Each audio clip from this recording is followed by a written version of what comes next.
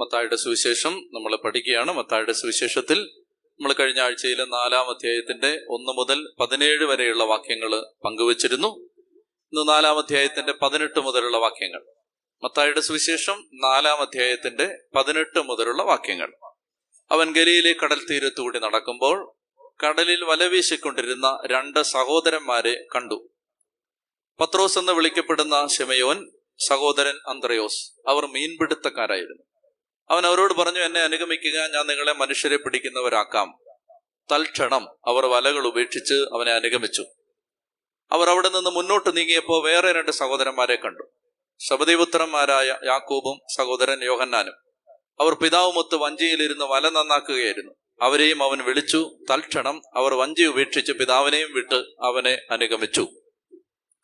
ഇവിടെ 2-3 കാര്യങ്ങൾ നമ്മൾ മനസ്സിലാക്കാനുള്ളത്, കർത്താവ് ശിഷ്യന്മാരെ വിളിക്കുന്ന ഭാഗം അവിടെ നമ്മൾ കാണുന്നത്, അവിടെ ഒരു വാക്ക് ആവർത്തിക്കപ്പെടുന്നു. ആ ആവർത്തിക്കപ്പെടുന്ന വാക്ക് ഇതാണ്, കണ്ടു എന്ന് പറയുന്ന ഒരു വാക്ക്. അത് ബൈബിളിൽ ദൈവം ആരെയെങ്കിലും വിളിക്കുമ്പോൾ സാധാരണയായി നമ്മൾ ഈ വാക്ക് അവിടെ കാണാറുണ്ട്. ഞാൻ ചില ഉദാഹരണങ്ങൾ കാണിച്ചു തരാം. ഒന്നാമത്തേത്, ഈ ഭാഗത്ത് നമുക്ക് 2 ഉദാഹരണം കാണാം. 18-ാം വാക്യം, അവൻ കടൽ തീരത്തൂടെ നടക്കുമ്പോൾ കടലിൽ വലവീശിക്കൊണ്ടിരുന്ന 2 സഹോദരന്മാരെ എന്ത് ചെയ്തു? കണ്ടു. അത് നിങ്ങളുടെ മനസ്സിൽ വെച്ചിരിക്കുക. വീണ്ടും നമ്മൾ കാണുന്നുണ്ട് 21-ാം വാക്യം, വീണ്ടും മുന്നോട്ട് നീങ്ങിയപ്പോ വേറെ 2 സഹോദരന്മാരെ കണ്ടു. അവിടെ നമ്മൾ ഈ വാക്ക് കാണുക. ഇനി കുറച്ചങ്ങോട്ട് മുന്നോട്ട് പോകുമ്പോ മത്തായിയെ വിളിക്കുന്ന ഭാഗമുണ്ട്. അത് 9-ാം അധ്യായത്തിലാണ്. 9-ാമത്തെ വാക്യം, മത്തായി 9:9 എടുത്ത് വായിച്ചേ. മത്തായി 9:9. യേശു അവിടെ നിന്ന് നടന്നു നീങ്ങവേ മത്തായി എന്നൊരാൾ ചുങ്കസ്ഥലത്ത് ഇരിക്കുന്നത് കണ്ടു. അത് ചുമ്മാ വന്നതാച്ചാ, അതിങ്ങനെ വെറുതെ വന്നതായിരിക്കും എന്ന് നിങ്ങൾക്കൊരു സംശയം ഉണ്ടെങ്കിൽ പഴയ നിയമത്തിലെ ഒരു ഉദാഹരണം കാണിച്ചു തരാം. അത് 1 രാജാക്കന്മാർ 19-ാം അധ്യായം 19-ാം വാക്യം. 1 രാജാക്കന്മാർ 19-ാം അധ്യായം 19-ാം വാക്യം. പെട്ടെന്ന് എടുത്ത് വായിക്കേ. First Kings chapter 19 and verse 19. 1 രാജാക്കന്മാർ 19:19. ഏലിയ അവിടെ നിന്ന് നടന്നു നീങ്ങുമ്പോൾ 12 കാള ഉഴുതുകൊണ്ടിരുന്ന സ്ഥലത്ത് അവൻ ഷാഫാത്തിന്റെ മകൻ എലീഷായെ എലീഷായെ അതാണ് സംഭവം. അവൻ ഷാഫാത്തിന്റെ മകൻ എലീഷായെ കണ്ടു. ഈശോ ഗലീലയിലെ കടൽത്തീരത്തൂടെ നടന്നു നീങ്ങുമ്പോൾ അവൻ ശിമയോനെയും അന്ത്രയോസിനെയും കണ്ടു. സബദീപുത്രന്മാരായ യാക്കോബിനെയും യോഹന്നാനെയും കണ്ടു. മത്തായി എന്നൊരാൾ ചുങ്കസ്ഥലത്തിരിക്കുന്നത് കണ്ടു. ശ്രദ്ധിച്ച് മനസ്സിലാക്കേണ്ടത് ഇതാണ്, ദൈവം ഒരു വ്യക്തിയെ വിളിക്കുന്ന സമയത്ത് ആ ദൈവവിളി, ആ ദൈവത്തിന്റെ തെരഞ്ഞെടുപ്പ് നമ്മളിൽ പലരും വിചാരിക്കുന്നത് പോലെ ആകസ്മികമായി സംഭവിച്ചതല്ല. ഇപ്പൊ നിങ്ങൾക്ക് നിങ്ങളുടെ വികാരിച്ചനെ കുറിച്ച് എന്തെങ്കിലും ഒരു പ്രയാസം ഉണ്ടെങ്കിൽ, ഈ അച്ഛനെ ശരിക്കും ദൈവം വിളിച്ചാണോ എന്ന് നിങ്ങൾക്കൊരു സംശയം തോന്നുന്നെങ്കിൽ ആ സംശയം തിരുത്തിക്കൊള്ളുക. ദൈവത്തിന് അബദ്ധം പറ്റിയതല്ലിത്. അതായത് ദൈവം ഒരാളെ വിളിച്ചിട്ടുണ്ടെങ്കിൽ, പ്രത്യേകിച്ച് പൗരോഹിത്യത്തിലേക്ക്, സന്യാസത്തിലേക്കൊക്കെ ദൈവം ഒരാളെ വിളിച്ചിട്ടുണ്ടെങ്കിൽ കർത്താവ് അറിഞ്ഞുകൊണ്ട് വിളിച്ചതാണ്. അതാണ് ഈ കണ്ടു എന്ന് പറയുന്ന വാക്കിന്റെ ഒരർത്ഥം. എന്താ ഈ കണ്ടത്? നമ്മൾ കാണുന്നതല്ല കണ്ടത്. ലോകം കണ്ടത് മത്സ്യബന്ധന തൊഴിലിൽ ഏർപ്പെട്ടിരിക്കുന്ന 4 ചെറുപ്പക്കാർ. യേശു കണ്ടത് അതൊന്നുമല്ല. ലോകം കണ്ടത് ചുങ്കസ്ഥലത്തിരുന്ന് റോമാ ഗവൺമെന്റിന് വേണ്ടി കരം പിരിക്കുന്ന മത്തായി. ഈശോ കണ്ടത് അതൊന്നുമല്ല. ലോകം കണ്ടത് 12-ാമത്തെ നിരയിൽ നിലമുഴാൻ അറിയാതെ, അതിനുവേണ്ട ആ പ്രായോഗിക പരിചയമില്ലാതെ ഏറ്റവും പിൻനിരയിലേക്ക് മാറ്റി നിർത്തപ്പെട്ട എലീഷ എന്ന ചെറുപ്പക്കാരൻ. ലോകം കണ്ടത് അതാണ്, ദൈവം കണ്ടത് അതല്ല. പ്രിയപ്പെട്ടവരെ, ദൈവം പിന്നെ എന്തായി കണ്ടേ? ദൈവം കണ്ടത് ആ വ്യക്തി അപ്പോൾ എന്താണെന്നല്ല. എന്നെ ശ്രദ്ധിക്കുക. ദൈവം ഒരാളെ വിളിക്കുമ്പോൾ ദൈവം കാണുന്നത് ആ വ്യക്തി എന്താണെന്നല്ല, ആ വ്യക്തിയെ എന്താക്കാം എന്നാണ്. ആ വ്യക്തി എന്താണെന്നല്ല ദൈവം കാണുന്നത്, ആ വ്യക്തിയെ എന്താക്കാം എന്നാണ് ദൈവം കാണുന്നത്. ആക്ച്വാലിറ്റി അല്ല ദൈവം കാണുന്നത്, പോസിബിലിറ്റിയാണ് ദൈവം കാണുന്നത്. ദൈവം കാണുന്നത് ഈ വ്യക്തി എന്താക്കാം. ഉദാഹരണത്തിന്, യുഗോസ്ലോവിയയിൽ ജനിച്ചു വളർന്ന തെരേസ എന്നു പേരുള്ള ഒരു 15-കാരിക്ക് മിഷണറി ആവാൻ ഇന്ത്യയിൽ പോകണമെന്ന് ആഗ്രഹം തോന്നുമ്പോ ഒരു കന്യാമഠത്തിന്റെ ആവൃത്തിക്കകത്തേക്ക് പ്രവേശിച്ച് ഇന്ത്യയിലേക്ക് വന്ന്, കൽക്കട്ടയിലേക്ക് വന്ന്, അവിടെ ഒരു ലൊറേറ്റോ കന്യകാമഠത്തിൽ പഠിച്ച് അവിടെ ഒരു സിസ്റ്ററായി, അവിടെ ഒരു സെന്റ് മേരി സ്കൂളിലെ അധ്യാപികയായിട്ട് ജീവിക്കുന്ന ഒരു പെൺകുട്ടി, ഒരു കന്യാസ്ത്രീ. ലോകം കണ്ടത് ഒരു സിസ്റ്റർ, ദൈവം കണ്ടത് ഒരു മദർ തെരേസ. അപ്പൊ ദമാസ്കസിന്റെ പടിവാതിക്കൽ വെച്ച് സാവൂൾ എന്നൊരു ചെറുപ്പക്കാരനെ അവന്റെ കുതിരപ്പുറത്ത് നിന്ന് അടിച്ച് താഴെയിടുമ്പോ ദൈവം കണ്ടത് ക്രൈസ്തവ വിരോധിയായ സാവൂൾ എന്ന ചെറുപ്പക്കാരനെ അല്ല, മറിച്ച് റോമാലേഖനം 8-ാം അധ്യായത്തിൽ ക്രിസ്തുവിനോടുള്ള സ്നേഹത്തിൽ നിന്ന് ആരെന്നെ വേർപെടുത്തും, നഗ്നതയോ ആപത്തോ പട്ടിണിയോ പീഡനമോ വാളോ ദുരിതമോ എന്നൊക്കെ പറഞ്ഞുകൊണ്ട് ക്രിസ്തുവിനോടുള്ള സ്നേഹത്തിൽ നിന്ന് ആർക്കും എന്നെ വേർപിരിക്കാൻ കഴിയില്ല എന്ന് പറഞ്ഞുകൊണ്ട് നീറോ ചക്രവർത്തി നീട്ടിപ്പിടിച്ച വാൾമുനത്തുമ്പിലേക്ക് പ്രാണൻ കോർത്തെടുക്കപ്പെടാൻ ധൈര്യമായി ധീരതയോടെ നടന്നു പോകുന്ന പൗലോസ് എന്ന രക്തസാക്ഷിയാണ് ദൈവം കണ്ടത്. ദൈവം കണ്ടത് എന്താണെന്നല്ല, എന്താക്കാം എന്നാണ്. ഞാങ്ങണ പോലെ വളഞ്ഞു പോകുന്ന ശിമയോനെ അല്ല ദൈവം കണ്ടത്. വത്തിക്കാന്റെ വധക്കുന്നിൽ തലകീഴായി കുരിശി തറയ്ക്കപ്പെടാൻ ഊഴം കാത്തു നിൽക്കുന്ന പത്രോസിനെയാണ് ദൈവം കണ്ടത്. ചൊല്ലി പറഞ്ഞേ ഹല്ലേലൂയാ. നീ ഇന്ന് എന്താണെന്നല്ല, നാളെ നീ എന്താകുമെന്നാണ് ദൈവം കാണുന്നത്. അതുകൊണ്ടാണ് നമ്മളെ ജീവിക്കാൻ ദൈവം അനുവദിച്ചിരിക്കുന്നത്. നമ്മൾ ഇന്ന് മുന്നോട്ട് പോകുന്നത് അതുകൊണ്ടാണ്. നമ്മൾ എന്താകും എന്ന് ദൈവത്തിനറിയാം, എന്താക്കാം എന്ന് ദൈവത്തിനറിയാം. പ്രിയപ്പെട്ടവരെ, അതുകൊണ്ട് ഈ മത്സ്യബന്ധന തൊഴിലാളികളെ വിളിക്കുമ്പോൾ ലോകത്തിന്റെ കണ്ണിൽ അവർ നിസ്സാരരാണ്. പക്ഷെ ദൈവം കണ്ടു, ദൈവം അകവും പുറവും കണ്ടു. ദൈവം ഇന്നും ഇന്നലെയും നാളെയും കണ്ടു, വരാനുള്ള സാധ്യതകൾ കണ്ടു. അങ്ങനെ ദൈവം വിളിക്കുകയാണ്. അതുകൊണ്ട് നിങ്ങൾക്ക് ആരെക്കുറിച്ചെങ്കിലും ഒരു പ്രയാസം തോന്നുന്നുണ്ടെങ്കിൽ നിങ്ങൾ വെയിറ്റ് ചെയ്തോളുക. ആ വ്യക്തിയെ എന്താക്കാം എന്ന് ദൈവം കണ്ടിട്ടുണ്ട്. ചത്തി പറഞ്ഞേ ഹല്ലേലൂയാ. അതുകൊണ്ട് ഭാരപ്പെടണ്ട. ആരെങ്കിലും തെരഞ്ഞെടുക്കപ്പെട്ട ജീവിതങ്ങളിൽ ആരുടെയെങ്കിലും ജീവിതം നിങ്ങൾക്ക് അത്ര നല്ലതായിട്ട് തോന്നുന്നില്ലെങ്കിൽ പ്രാർത്ഥിച്ചോളുക. ദൈവം ഈ വ്യക്തിയെ മാറ്റിമറിക്കാൻ പോകുന്ന വഴികൾ ദൈവം കണ്ടിട്ടുണ്ട്. ദൈവത്തിന് തെറ്റ് പറ്റില്ല. അതാണ് എനിക്ക് ഈ ഭാഗത്തുനിന്ന് പറയാനുള്ള ഒരാശയം. അവൻ ഗലീലി കടൽത്തീരത്തോടെ നടക്കുമ്പോൾ ഇവരെ കാണുകയാണ്. അപ്പോ അവർ എന്ത് ചെയ്തുകൊണ്ടിരിക്കുക? അവർ വല വീശിക്കൊണ്ടിരിക്കുകയായിരുന്നു. ഈ തെരഞ്ഞെടുപ്പിന്റെ മറ്റൊരു പ്രത്യേകത നമ്മൾ ശ്രദ്ധിക്കേണ്ടത്, ദൈവം അലസന്മാരെ തെരഞ്ഞെടുക്കില്ല. അത് നിങ്ങൾ ബൈബിള് മുഴുവൻ അരിച്ചു പറക്കിക്കോ, എവിടെയെങ്കിലും കിടന്ന് ഉറങ്ങുന്ന ഒരുത്തനെ ദൈവം വിളിച്ചായിട്ട് നിങ്ങൾ കാണുന്നുണ്ടോ? അങ്ങനെ ഒരാളെ വിളിക്കുന്നതായിട്ട് കാണുന്നേയില്ല. വിളി കിട്ടിക്കഴിഞ്ഞിട്ട് കിടന്നുറങ്ങിയ ആളുകളുണ്ട്, അത് വേറെ. മറിച്ച് ദൈവം വിളിക്കുന്ന സമയത്ത് എല്ലാ ആളുകളും എന്തെങ്കിലും ജോലി ചെയ്തുകൊണ്ടിരിക്കുകയാണ്. ടാക്സ് കളക്ടർ മത്തായി ടാക്സ് പിരിച്ചുകൊണ്ടിരിക്കുകയാണ്. മത്സ്യബന്ധന തൊഴിലാളികൾ മീൻ പിടിച്ചുകൊണ്ടിരിക്കുകയാണ്. ഗിദയോൻ അവന്റെ ആടുകളെ മേയിച്ചുകൊണ്ടിരിക്കുകയാണ്. മോശ ആടുകളെ മേയിച്ചുകൊണ്ടിരിക്കുകയാണ്. ദാവീദ് ആടുകളെ മേയിച്ചുകൊണ്ടിരിക്കുകയാണ്. ദാവീദിനെ അന്വേഷിച്ച് സാമൂഹ്യം വരുമ്പോൾ ദാവീദ് കാട്ടിലാണ്. പ്രിയപ്പെട്ടവരെ, നിങ്ങൾക്ക് ദൈവം നിങ്ങളെ വിളിക്കണം. ദൈവമേ, എനിക്ക് നീ ഒരു വിളി തരണം, എന്നെ ഉപയോഗിക്കണം എന്ന് നിങ്ങൾക്ക് ആഗ്രഹം ഉണ്ടെങ്കിൽ അതിനുള്ള ഒരു ഷോർട്ട് കട്ട് ഇതാണ്. നന്നായിട്ട് നിങ്ങളെ ഇപ്പോൾ ദൈവം ഏൽപ്പിച്ചിരിക്കുന്ന ജോലി കഠിനാധ്വാനത്തോടെ ചെയ്താൽ നിങ്ങളെ അടുത്ത പടിയിലേക്ക് ദൈവം കയറ്റിയിരിക്കും. ചത്തി പറഞ്ഞേ ഹല്ലേലൂയാ. അതുകൊണ്ട് വളരാനുള്ള വഴി എന്താണ്? കഠിനാധ്വാനം ചെയ്യുക. അനേക ആളുകൾ വർഷങ്ങളായിട്ട് ഒരേ അവസ്ഥയിൽ കിടപ്പുണ്ട്. 10 വർഷമായിട്ട് ഒരേ അവസ്ഥ, 20 വർഷമായിട്ട് ഒരേ അവസ്ഥ. വളർച്ചയില്ലാത്തതിന് എന്താ കാരണം എന്നറിയാമോ? അതിന് പ്രധാനപ്പെട്ടൊരു കാരണമേ ഉള്ളൂ. അതായത് പണിയെടുക്കാൻ തയ്യാറല്ല, കഷ്ടപ്പെടാൻ തയ്യാറല്ല. കഷ്ടപ്പെട്ടാൽ ദൈവം അടുത്ത ഘട്ടത്തിലേക്ക് പ്രവേശിപ്പിച്ചിരിക്കും. അപ്പൊ അതാണ് ഈ ഭാഗത്ത് അവർ വല വീശിക്കൊണ്ടിരിക്കുകയാണ്. ദൈവം ഹാർഡ് വർക്കിംഗ് ആയ ആളുകളെയാണ് കർത്താവിന്റെ ജോലിക്ക് വേണ്ടി വിളിക്കുന്നത്. ഉഴപ്പന്മാരെയും അലസന്മാരെയും ഉറങ്ങുന്നവരെയും ഒന്നും കർത്താവിന് വേണ്ട. കർത്താവിന് നല്ല ജോലി ചെയ്യുന്നവരെ വേണം. അവസാന കാഹളം മുഴങ്ങുമ്പോൾ കണ്ണിമയ്ക്കുന്ന വേഗത്തിൽ എല്ലാവരും രൂപാന്തരപ്പെടുമെന്ന് പറയുന്ന ആന്ത്യകാഹളം മുഴങ്ങുമ്പോ എല്ലാവരും നൊടിനേരം കൊണ്ട് രൂപാന്തരപ്പെടുന്ന പറഞ്ഞു. ക്ഷണനേരം കൊണ്ട് രൂപാന്തരപ്പെടുന്ന ആ സമയത്തിന് വേണ്ടി ഭൂമിയെ ഒരുക്കുമ്പോ, അവസാന റൗണ്ട് കളി ദൈവം കളിക്കുമ്പോ, അവസാനത്തെ ആവനാഴിയിലെ അവസാനത്തെ അസ്ത്രങ്ങൾ പുറത്തെടുക്കുമ്പോ, അതാണ് ഈ കാലം.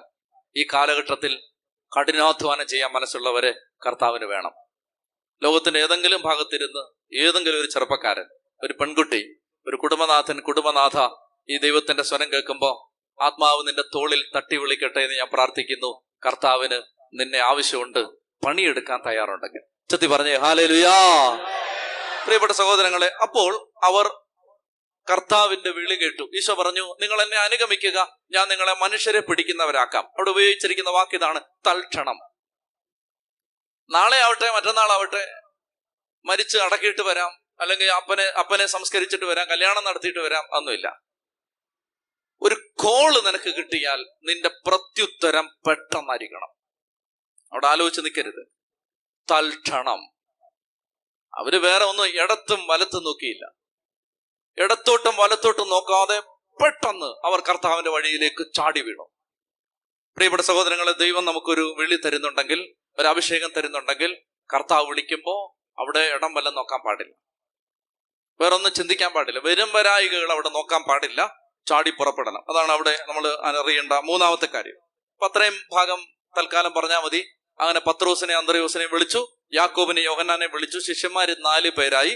അപ്പൊ ആദ്യത്തെ ആളുകള് വലയൊക്കെ വിട്ടിട്ട് പോയി. രണ്ടാമത്തെ ആളുകൾ അപ്പനെയും വിട്ടിട്ട് പോയി. രണ്ടാമത്തെ യാക്കോബ് യോഹന്നാനും അവരുടെ അപ്പനുണ്ടായിരുന്നു, സെബദീ പുത്രന്മാരാണ്. അപ്പൊ അപ്പന്റെ പേര് സെബദീ എന്നാണ്. ഇപ്പൊ സെബദിയോട് പറഞ്ഞു, അപ്പ ഞങ്ങൾ പോവാന്ന് പറഞ്ഞിട്ട് ഇറങ്ങി. അങ്ങനെ യേശുവും 4 ശിഷ്യന്മാര് കൂടി. അടുത്ത ഭാഗം പറയുന്നത് 23 മുതലുള്ള വാക്യങ്ങൾ കർത്താവിന്റെ മിനിസ്ട്രി പറയുകയാണ്. കർത്താവ് എന്തെല്ലാം ചെയ്തു. 4 കാര്യങ്ങളാണ് കർത്താവ് ചെയ്തതായിട്ട് അവിടെ പറയുന്നത്. അവൻ അവരുടെ സിനഗോഗുകളിൽ പഠിപ്പിച്ചു, ദൈവരാജ്യത്തിന്റെ സുവിശേഷം പ്രസംഗിച്ചു, ജനങ്ങളുടെ എല്ലാ രോഗങ്ങളും വ്യാധികളും സുഖപ്പെടുത്തി, ചുറ്റി സഞ്ചരിച്ചു. 4 കാര്യങ്ങളാണ്. 4 കാര്യങ്ങളാണ് യേശുവിന്റെ മിനിസ്ട്രി. ഒന്നാമത്തേത് സുവിശേഷം പ്രസംഗിച്ചു. അത് ഒരു കാര്യമാണ്, പ്രസംഗിക്കണം, സുവിശേഷം പറയണം. അത് മിനിസ്ട്രിയുടെ ഒരു ഭാഗമാണ്. സുവിശേഷം പ്രസംഗിക്കണം. ശ്രദ്ധിക്കാമോ? സുവിശേഷം പ്രസംഗിച്ചാൽ മാത്രം പോരാ, ദൈവരാജ്യം പഠിപ്പിക്കണം. പ്രസംഗം വേറെ, പഠനം വേറെ, രണ്ടാണ്. പ്രസംഗിക്കുന്നത് ഒരു വലിയ ജനാവലിയോടാണ്, പഠിപ്പിക്കുന്നത് ഒരു ചെറിയ ഗ്രൂപ്പിനെയാണ്. പഠിപ്പിക്കുന്നതിന് കണ്ടിന്യൂറ്റി ഉണ്ട്. പ്രസംഗിച്ചത് പ്രസംഗിച്ചിട്ടങ്ങ് പോവാം. ഇപ്പൊ കർത്താവ് പ്രസംഗിക്കുകയും ചെയ്തു, പഠിപ്പിക്കുകയും ചെയ്തു. ഞാനിത് പറയുന്നതിന് വെച്ചാൽ സഭയ്ക്ക് ഈ 2 ഉത്തരവാദിത്വം ഉണ്ട്. പ്രസംഗിക്കുകയും ചെയ്യണം, പഠിപ്പിക്കുകയും ചെയ്യണം. ഇപ്പൊ നിങ്ങൾ ഏതെങ്കിലുമൊക്കെ അനേകം ശുശ്രൂഷാ വേദികളിൽ നിന്ന്, ഇടവുകളിൽ നിന്ന്, പ്രാർത്ഥനാ ഗ്രൂപ്പുകളിൽ നിന്ന് ഒക്കെ വരുന്ന ആളുകളാണ്. പ്രിയപ്പെട്ട സഹോദരങ്ങളെ, ഈ 2 മിനിസ്ട്രി ഉണ്ട്. പ്രസംഗവും വേണം, പഠനവും വേണം. നമുക്ക് ഇല്ലാത്തൊരു കാര്യം എന്താണെന്നറിയാമോ?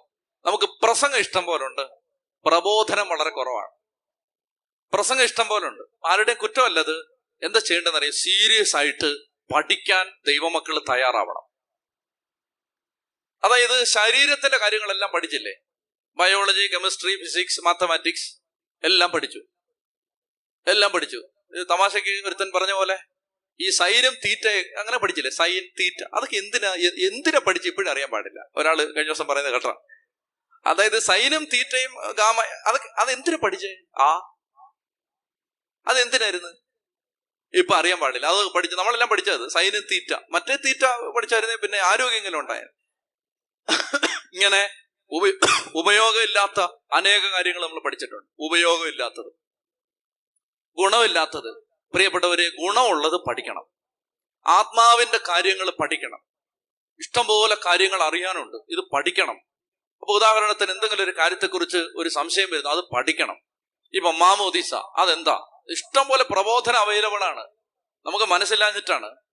പഠിക്കാനാണെങ്കിൽ പറഞ്ഞു തരാൻ, പഠിപ്പിക്കാനുള്ള സംവിധാനങ്ങൾ ഇഷ്ടം പോലെ ഉണ്ട്. ഞാൻ ആലോചിക്കുകയാണ്, എനിക്ക് കഴിഞ്ഞ ദിവസം ഒരു കത്ത് വന്നു. ആ കത്തിനകത്ത് ഒരമ്മ എഴുതിയിരിക്കുകയാണ്. സത്യമാണ്, ഞാനത് എത്ര സത്യം വാസ്തവമാണെന്ന് ആലോചിക്കായിരുന്നു. 70 വയസ്സുള്ള ഒരു അമ്മ എഴുതിയിരിക്കുന്ന ഒരു കത്താണ്. ആ അമ്മ എങ്ങനെ എഴുതിയിരിക്കുകയാണ്? വലിയ കത്താണ്, എല്ലാം ഒത്തിരി വായിക്കാനുണ്ട്. ഒരു കാര്യം ഞാൻ പറയാം. അതായത് ബൈബിള് പഠിക്കാനായിട്ട് നമുക്ക് ആ അമ്മച്ചിക്ക് ആഗ്രഹം ഉണ്ടായിരുന്നു. അങ്ങനെ ഇരിക്കുമ്പോഴാണ് ബൈബിള് പഠിപ്പിക്കാൻ തുടങ്ങി. അന്നേരമാണ് അംബാനി, മുകേഷ് അംബാനി ജിയോ ഇറക്കുന്നത്. ഇവിടെ നല്ലച്ച് ആ അമ്മച്ചി ഡാനിയലച്ചനും നന്ദി പറഞ്ഞു, അംബാനിക്കും നന്ദി പറഞ്ഞു. അതായത് ഇന്റർനെറ്റ്, അപ്പോ എല്ലാ കമ്പനികളും അവരുടെ ഇന്റർനെറ്റ് സൗകര്യം ഉപയോഗിക്കാനുള്ള അതിന്റെ നിരക്കുകൾ കുറച്ചു. എന്നോട് കഴിഞ്ഞ ദിവസം ഞാൻ ഒരു സ്ഥലത്ത് ചെന്നപ്പോ അവിടുത്തെ വികാരിച്ചൻ പറയാണ്, അച്ഛാ എനിക്ക് അത്ഭുതമുണ്ട്. കാരണം ഞാനിങ്ങനെ വണ്ടി ഓടിച്ചു പോകുമ്പോൾ ഇങ്ങനെ വണ്ടി നിർത്തിയിട്ട് കൺവെൻഷൻ കൊണ്ട് വരണേന്ന് അച്ഛന്റെ സഭയപ്പെട്ട ആളല്ല, വേറൊരു സഭയപ്പെട്ട ഒരു അമ്മച്ചിയോട് പറയുമ്പോ, ആരാണ് വരുന്നത്? ഡാനിയലച്ഛനാ വരുന്നത്. ഞാൻ അച്ഛനെ യൂട്യൂബിൽ കാണാറുണ്ടെന്ന്. ഒരമ്മച്ചി, അച്ഛൻ പറയാണ്, അയ്യോ അമ്മച്ചി യൂട്യൂബ് കാണാറുണ്ടെന്ന് അച്ഛനെ അത്ഭുതപ്പെട്ട് പറയും. അപ്പൊ ഞാനും ആലോചിക്കണം, ദൈവമേ, നമ്മുടെ ഈ ബൈബിൾ ക്ലാസ്സിൽ പങ്കെടുക്കുന്ന ഒരു 98% അമ്മച്ചിമാരാണ്. അതായത് വീട്ടിലൊക്കെ ഇരുന്ന് ഇതെല്ലാം പഠിച്ചുകൊണ്ടിരിക്കുകയാണ്. പ്രിയപ്പെട്ട സഹോദരങ്ങളെ, അതായത് ദൈവം എല്ലാ സൗകര്യങ്ങളും തന്നിരിക്കുക. ഞാൻ ആലോചിക്കുക, ഈ കമ്പനികൾ മുകേഷ് അംബാനിയെ കാണുകയാണെങ്കിൽ ഒരു താങ്ക്സ് പറയണം, നിങ്ങൾ അതിൽ കാണുകയാണെങ്കിൽ ഒരു താങ്ക്സ് പറയണം. അതായത് ഞാൻ സീരിയസ് ആയിട്ട് പറയുകയാണ്. അതായത് വീട്ടിലിരുന്ന് ദൈവവചനം കേൾക്കാൻ നമുക്ക്, അതേസമയം യൂറോപ്പിലായിരുന്നെങ്കിൽ ഒരു കാലത്ത് നമ്മൾ ഇതെല്ലാം യൂട്യൂബിൽ അപ്ലോഡ് ചെയ്യുന്നതിന്റെ കാലത്ത് ഈ ശുശ്രൂഷകളെല്ലാം സംബന്ധിച്ചുകൊണ്ടിരുന്നത് വിദേശത്തുള്ള ആളുകളാണ്. ഇന്ന് നാട്ടിലുള്ള ആളുകളാണ്. കാരണം നാട്ടിൽ ഇന്റർനെറ്റ് ഫെസിലിറ്റി അവൈലബിൾ ആയി, അതിന്റെ സൗകര്യം, നിരക്കുകൾ കുറഞ്ഞു. ഇതെല്ലാം ദൈവം ഒരുക്കുന്നതായിട്ടാണ് ആ അമ്മച്ചി എഴുതിയിരിക്കുന്നത്. ഞാനും അങ്ങനെ വിശ്വസിക്കാം. ഇതെല്ലാം ദൈവം ഒരുക്കുകയാണ്. ഓരോ സമയത്തും കർത്താവ് എല്ലാം ഒരുക്കുകയാണ്, വേണ്ട സൗകര്യങ്ങളെല്ലാം തരികയാണ്. അപ്പൊ ഇതെല്ലാം പ്രയോജനപ്പെടുത്തണം, അങ്ങനെ പഠിക്കണം. കർത്താവിന്റെ ഒരു മിനിസ്ട്രി എന്ന് പറഞ്ഞാൽ ടീച്ചിങ് ആയിരുന്നു. എന്നിട്ട് എന്നാ ചെയ്യേണ്ടതെന്നറിയാമോ? ഓരോ ഗ്രൂപ്പുകൾ പഠിപ്പിക്കണം. ചെറിയ ചെറിയ ഗ്രൂപ്പുകളിൽ ഇതെല്ലാം പഠിപ്പിക്കണം. ഇങ്ങനെയുള്ള ഇത് ഞാൻ പറയുന്ന പഠിപ്പിക്കണമെന്നൊന്നുമില്ല. ഇതിനേക്കാളും നന്നായിട്ട് പഠിപ്പിക്കാൻ പറ്റുന്ന ആളുകളാണ് നിങ്ങൾ. നന്നായിട്ട് പഠിപ്പിക്കണം. പല സ്ഥലങ്ങളിൽ എന്നോട് നോർത്ത് ഇന്ത്യയിൽ നിന്നൊരു അച്ഛൻ വിളിച്ചു ചോദിച്ചു, ഞാൻ ഇതെല്ലാം ഹിന്ദി, അച്ഛൻ ഈ പറയുന്നതെല്ലാം ഹിന്ദിയിലാക്കി ഞാൻ പഠിപ്പിക്കട്ടെ. ഞാൻ പറയും, എന്തിനു ചോദിക്കുന്നു? അങ്ങ് ചോദിക്കുക. ആ ചോദ്യം പോലും അപ്രസക്തമാണ്. കാരണം നമ്മളിത് ഒറിജിനലായിട്ട് രാവിലെ ഇരുന്ന് ഉണ്ടാക്കിയെടുക്കുന്നതല്ലോ. ഇതൊക്കെ ആരൊക്കെയോ പറഞ്ഞതും കേട്ടതും എഴുതിയതും വായിച്ചതും ഒക്കെയാണ് നമ്മൾ ഈ പറഞ്ഞുകൊണ്ടിരിക്കുന്നത്. അപ്പൊ നമ്മളെ മോട്ടിച്ചെടുത്താണിത്. അങ്ങനെയാണെങ്കിൽ പിന്നെ നമ്മുടെ ഇന്ന് മോട്ടിക്കുന്നതിന് കുഴപ്പമുണ്ടോ? ചൊല്ലി പറഞ്ഞേ ഹല്ലേലൂയ. പ്രിയപ്പെട്ട സഹോദരങ്ങളെ, അതുകൊണ്ട് ഇതെല്ലാം പഠിപ്പിക്കണം, എല്ലാം പഠിപ്പിക്കണം. അപ്പൊ നിങ്ങളുടെ കൂട്ടായ്മകൾ, എനിക്ക് വളരെ സന്തോഷമുള്ളൊരു കാര്യം പറഞ്ഞു വന്നുകൊണ്ട് വിഷയമായിട്ട് ബന്ധമില്ലെങ്കിലും, അതായത് ഈ ചില സ്ഥലങ്ങളിൽ ആളുകൾ ഒരുമിച്ചിരുന്ന് പഠിക്കുന്നുണ്ട്. ഈ ദിവസം നമ്മൾ ഇവിടെ ഇരിക്കുന്ന പോലെ തന്നെ ടെലിവിഷൻ സ്ക്രീനിന്റെ മുമ്പിലിരുന്ന് ഇപ്പൊ ഈ സമയത്ത് ചില വ്യക്തികൾ ഇത് പഠിക്കുന്നുണ്ട് ലൈവായിട്ട്. ഒരു താല്പര്യം പരിശുദ്ധാത്മാവ് കൊടുക്കുകയാണ്. അപ്പോ കർത്താവിന്റെ ഒരു മിനിസ്ട്രിയാണ് പ്രസംഗം, മറ്റൊരു മിനിസ്ട്രിയാണ് ടീച്ചിങ്. മൂന്നാമത്തേത് സുഖപ്പെടുത്തി, അത് വേറൊരു മിനിസ്ട്രിയാണ് ഹീലിംഗ്. അതായത് കർത്താവിന്റെ അടുത്ത് വന്ന ആളുകളെ, മാനസിക, ശാരീരിക, ആത്മീയ പ്രശ്നമുള്ളവരെ, അവരുടെ പ്രശ്നം എന്താണെന്നറിഞ്ഞ് കർത്താവ് സുഖപ്പെടുത്തിക്കൊണ്ടിരുന്നു. അനേകം ആളുകളെ, എല്ലാവരെയും സുഖപ്പെടുത്തി എന്ന് അറിയില്ല, പക്ഷെ അനേകം ആളുകൾക്ക് കർത്താവ് സൗഖ്യം കൊടുത്തുകൊണ്ടേയിരുന്നു. മറ്റൊന്ന് കർത്താവിന്റെ മിനിസ്ട്രിയാണ് ചുറ്റി സഞ്ചരിച്ചു. ചുറ്റി സഞ്ചരിച്ചു എന്ന് പറഞ്ഞാല് പല സ്ഥലങ്ങളിൽ കർത്താവ് സുവിശേഷം പ്രസംഗിച്ചു, പല ഇടങ്ങളിൽ ദൈവരാജ്യ ശുശ്രൂഷ ചെയ്തു. ഇങ്ങനെ 4 കാര്യങ്ങളാണ് നമ്മളവിടെ വായിക്കുന്നത്. 24-ാം വാക്യം, അവന്റെ കീർത്തി, അവന്റെ പേര് സിറിയയിലെങ്ങും വ്യാപിച്ചു. എല്ലാ രോഗികളെയും, വിവിധ വ്യാധികളാലും വ്യഥകളാലും അവശരായവരെയും, പിശാച് ബാധിതർ, അപസ്മാര രോഗികൾ, തളർവാദക്കാർ എന്നിവരെയും അവർ അവന്റെ അടുത്ത് കൊണ്ടുവന്നു. എന്നിട്ട് വലിയ ജനക്കൂട്ടങ്ങൾ അവനെ അനുഗമിച്ചു. 4-ാം അധ്യായം തീരുകയാണ്. വളരെ പ്രധാനപ്പെട്ട ഇനി 2-3 അധ്യായങ്ങളാണ്. അതായത് നമ്മൾ കുറെ ആഴ്ചകൾ എടുക്കും ഇത് തീരാൻ വേണ്ടി. 5, 6, 7 അധ്യായങ്ങൾ തീരാൻ ചിലപ്പോ മാസങ്ങൾ എടുക്കും. കാരണം ഇനിയും നമ്മൾ യഥാർത്ഥത്തിന്റെ പുതിയ നിയമത്തിന്റെ പ്രബോധനങ്ങളിലേക്ക് വരാൻ പോവുകയാണ്. അതിന് ആമുഖമായിട്ട് 2-3 കാര്യങ്ങൾ നന്നായിട്ട് ശ്രദ്ധിക്കണം. വെറുതെ ഇരിക്കരുത്, നന്നായിട്ട് ശ്രദ്ധിക്കണം. ഒന്നാമത്തേത്, കർത്താവ് മലമുകളിലേക്ക് കയറി. 5-ാമത്തെ 1-ാം വാക്യം, ജനക്കൂട്ടത്തെ കണ്ടപ്പോ ഈശോ മലയിലേക്ക് കയറി അവിടെ ഇരുന്ന് അവരെ പഠിപ്പിക്കാൻ തുടങ്ങി. എന്നെ ശ്രദ്ധിച്ചേ. മോശ പഴയ നിയമം നൽകി. മോശ പഴയ നിയമം നൽകാൻ ഒരു മലയിലേക്ക് കയറിയാണ് ഈ നിയമം വാങ്ങിച്ചത്. മനസ്സിലാവുന്നുണ്ടോ? ആ നിയമമാണ് പഴയ നിയമം. ആ നിയമം അസാധുവാവുകയാണ്. ആ നിയമം കാലഹരണപ്പെടുകയാണ്. അതിന് പകരം കർത്താവ് ഒരു പുതിയ നിയമം കൊണ്ടുവരികയാണ്. പുതിയ നിയമം എന്ന് പറഞ്ഞാൽ ആ നിയമത്തിന്റെ പോരായ്മകളെല്ലാം തിരുത്തി ഒരു പുതിയ നിയമം എസ്റ്റാബ്ലിഷ് ചെയ്യുകയാണ്. ഈശോ നന്നായിട്ട് ശ്രദ്ധിക്കണം. ഈശോ വിശുദ്ധ കുർബാന സ്ഥാപിച്ച സമയത്ത് ഈശോ പറഞ്ഞു, പുതിയ ഉടമ്പടിയിലെ എന്റെ രക്തമാണ്. The blood of the new covenant. പുതിയ ഉടമ്പടി. ഇതൊരു പുതിയ ഉടമ്പടിയാണ്. പഴയ ഉടമ്പടി അതാണ് സീനായി ഉടമ്പടി. നമ്മൾ പഠിച്ചുകൊണ്ട് വരുന്ന അതാണ്. നമ്മൾ അതിലേക്ക് എത്തും. അതാണ് പഴയ ഉടമ്പടി. ദൈവം ഇസ്രായേൽ ജനവുമായി ഒരിക്കൽ ഏർപ്പെട്ട ഉടമ്പടി, പഴയ ഉടമ്പടി. എന്നാൽ ദൈവം ഒരു പുതിയ ഉടമ്പടി സ്ഥാപിക്കുകയാണ്. ശ്രദ്ധിക്കുക, പുതിയ ഉടമ്പടി. പഴയ ഉടമ്പടി അസാധുവാക്കിക്കൊണ്ട് ദൈവം ഒരു പുതിയ ഉടമ്പടി സ്ഥാപിക്കുകയാണ് യേശുവിലൂടെ. സീനായി മലയിൽ വെച്ച് ദൈവം സ്ഥാപിച്ച പഴയ ഉടമ്പടിക്ക് പകരം ഒരു പുതിയ ഉടമ്പടി കർത്താവ് സ്ഥാപിക്കുകയാണ്. പുതിയ ഉടമ്പടി. ആ പുതിയ ഉടമ്പടിയിൽ, പഴയ ഉടമ്പടിയിൽ നമ്മൾ ഇതെല്ലാം കാണും പിന്നീട്. പഴയ ഉടമ്പടി അതിനെ സ്ഥിരീകരിച്ചത് രക്തം തളിച്ചാണ്. കാളക്കിടാവിന്റെ രക്തം തളിച്ച് ആ പഴയ ഉടമ്പടി ഉറപ്പിച്ചു. പഴയ ഉടമ്പടി രക്തം തളിച്ചുറപ്പിച്ച പോലെ പുതിയ ഉടമ്പടി രക്തം തളിച്ചുറപ്പിക്കുകയാണ് സിഹിയോൻ മാളികയിൽ. ഇത് പുതിയ ഉടമ്പടിയിലെ എന്റെ രക്തമാണെന്ന് പറയുന്നത് അതുകൊണ്ടാണ്. അപ്പൊ ഇത്രയും മനസ്സിലാക്കുക, യേശുക്രിസ്തുവിലൂടെ ഒരു പുതിയ ഉടമ്പടി വരികയാണ്. ദൈവവും മനുഷ്യനും തമ്മിൽ ഒരു പുതിയ കരാറിൽ ഏർപ്പെടുകയാണ്. അപ്പോൾ അതനുസരിച്ച് പഴയ ഉടമ്പടി അനുസരിച്ച് കുറെ നിയമങ്ങളുണ്ട്. അത് നമ്മൾ കാണും. ലേവ്യരുടെ പുറപ്പാട് പുസ്തകം 19 മുതലുള്ള അധ്യായങ്ങള്, ഇനി വരാൻ പോകുന്ന അധ്യായങ്ങൾ മുഴുവൻ അതിന്റെ നിയമങ്ങളാണ്. എന്നാൽ പുതിയ ഉടമ്പടിക്ക് ശേഷം കർത്താവ് ചില പുതിയ നിയമങ്ങൾ ഈശോ തരികയാണ്. അങ്ങനെ ഈശോ തരുന്ന പുതിയ നിയമങ്ങൾ, പുതിയ കൽപ്പനകൾ, പുതിയ വാല്യൂസ്, പഴയ നിയമം പറയാത്ത കാര്യങ്ങൾ, ഇതെല്ലാം നമ്മൾ പഠിക്കാൻ പോവാണ്. അപ്പോൾ പുതിയ മോശയായ യേശു പുതിയ നിയമം ആളുകൾക്ക് കൊടുക്കുകയാണ്. അതുകൊണ്ടാണ് അവിടുന്ന് ഒരു മലയിലേക്ക് കയറുന്നത്. അതിന്റെ കാരണം എന്താണ്? മലയെ വെച്ചാണ് പഴയ ഉടമ്പടി വാങ്ങിച്ചത്, പഴയ നിയമം വാങ്ങിച്ചത്. ഇപ്പൊ പുതിയ നിയമം തരാൻ പോവാണ് യേശു. ഒരു മലയിലേക്ക് കയറി എന്നതിന്റെ അർത്ഥം അതാണ്. നന്നായിട്ട് ശ്രദ്ധിക്കുക. മോശ എന്ന ഒരു വ്യത്യാസമുണ്ട്. മോശ മലയുടെ മുകളിൽ നിന്ന് നിയമം വാങ്ങിച്ചു. എന്നിട്ട് മോശ അത് താഴോട്ട് കൊണ്ടുവന്ന് താഴെ നിന്ന് ജനങ്ങൾക്ക് കൊടുത്തു. ഈശോ മലയുടെ മുകളിൽ നിന്ന് പുതിയ നിയമം വാങ്ങിച്ചു. എന്നിട്ട് ജനങ്ങളോട് പറഞ്ഞു, മേളിലോട്ട് കയറി വാ, ഇത് ഞാൻ തരാന്ന് പറഞ്ഞു. എന്താ അതിന്റെ അർത്ഥം എന്നറിയാമോ? അർത്ഥം ഇതാണ്: പഴയ നിയമം കുറച്ചുകൂടെ താഴെ തട്ടിലുള്ള നിയമമാണ്. അത് താഴ്വാരത്തിൽ വെച്ച് തരാം. പുതിയ നിയമം കുറച്ചുകൂടെ ഉയർന്ന നിയമമാണ്. അതിന് നീ കുറച്ചുകൂടെ കേറി വന്നാലേ തരൂ. ശ്രദ്ധിച്ച് മനസ്സിലാക്കണം. താഴെ നിന്നാൽ ഈ നിയമം നിനക്ക് മനസ്സിലാവില്ല. താഴെ നിന്നാൽ മനസ്സിലാവുന്ന നിയമങ്ങളുണ്ട്. കൊല്ലരുത്, വ്യഭിചാരം ചെയ്യരുത്, മോഷ്ടിക്കരുത്. താഴെ നിന്നാൽ പിടികിട്ടും, ആർക്കും പിടികിട്ടും. പക്ഷെ ഇനി കുറച്ച് നിയമങ്ങൾ പറയാൻ പോവാണ്. ആ നിയമം മനസ്സിലാവണമെങ്കിൽ താഴ്വാരത്തിൽ നിന്നാ പറ്റില്ല. നീ കുറച്ചുകൂടെ വളർന്നാലേ ഇത് പിടികിട്ടൂ, കുറച്ചുകൂടെ വളർന്നാലേ ഇത് പാലിക്കാൻ പറ്റൂ. അതുകൊണ്ട് ജനക്കൂട്ടം മുകളിലേക്ക് വരുമ്പോഴാണ് ഈശോ ഈ നിയമം കൊടുക്കുന്നത്. ചൊല്ലി പറഞ്ഞേ ഹല്ലേലൂയാ, ഹല്ലേലൂയാ. പ്രിയപ്പെട്ട സഹോദരങ്ങളെ, അതായത് പിതാക്കന്മാര് ഇങ്ങനെയാണ് അതിനെ വ്യാഖ്യാനിച്ചത്. എന്റെ വ്യാഖ്യാനമല്ലത്. ജോൺ ക്രിസോസ്റ്റം, തെർത്തുല്യൻ തുടങ്ങിയ സഭാപിതാക്കന്മാര് ഈ ഭാഗത്തെ വ്യാഖ്യാനിക്കുമ്പോൾ അതിന് പറയുന്ന വിശദീകരണമാണിത്. അതായത് മലമുകളിലേക്ക് കയറി വന്നത് ഈ പഴയ നിയമം പോലെ ഒരു താഴ്ന്ന നിയമം അല്ലത്. ഇത് കുറച്ചുകൂടെ കട്ടിയുള്ള നിയമമാണ്.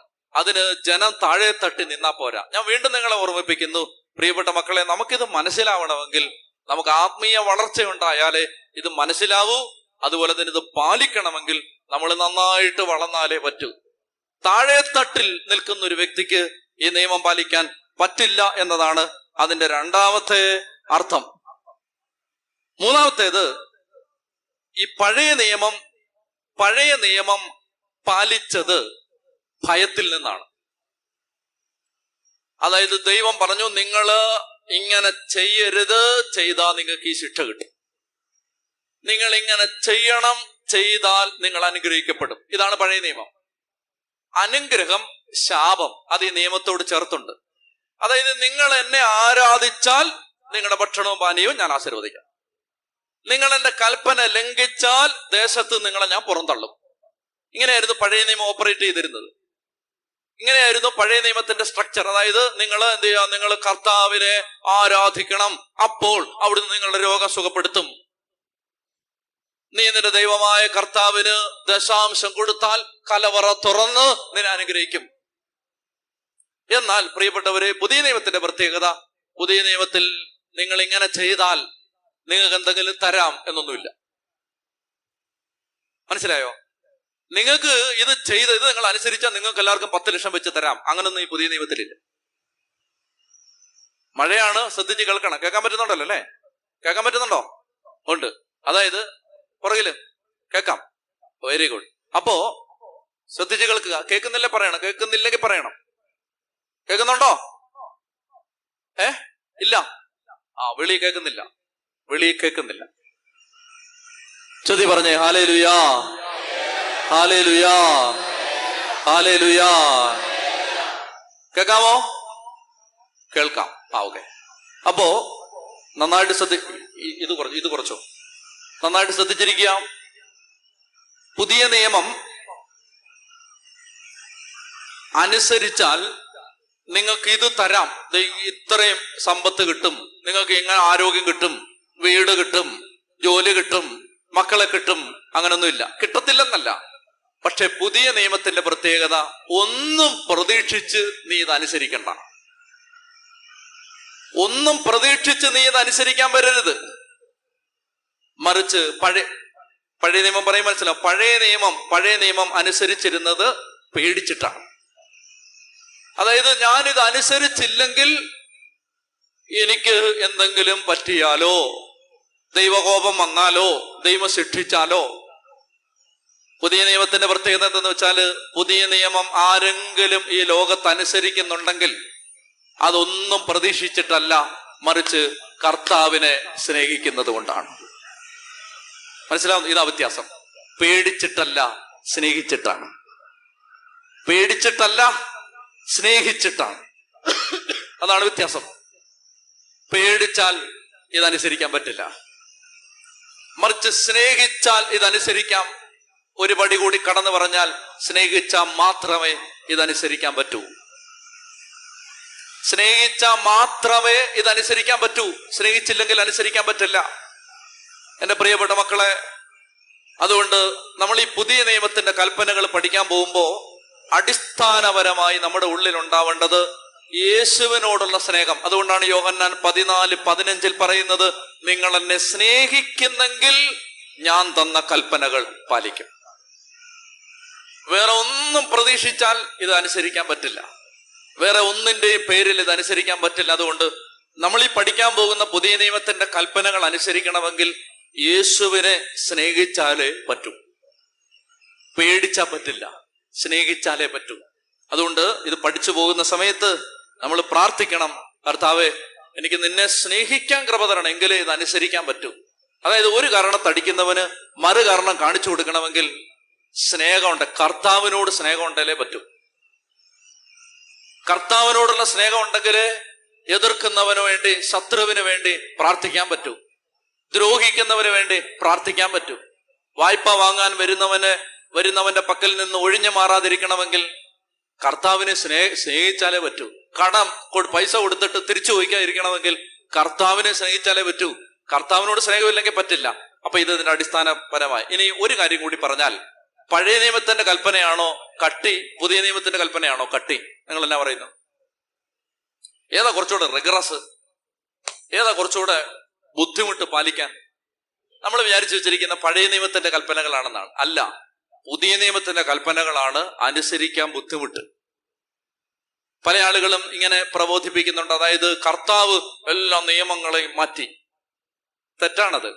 കർത്താവ് നിയമങ്ങളെ കുറച്ചുകൂടെ മുറുക്കി. മറ്റേത് കൊന്നിട്ടില്ലെന്ന് പറഞ്ഞാൽ മതിയായിരുന്നു.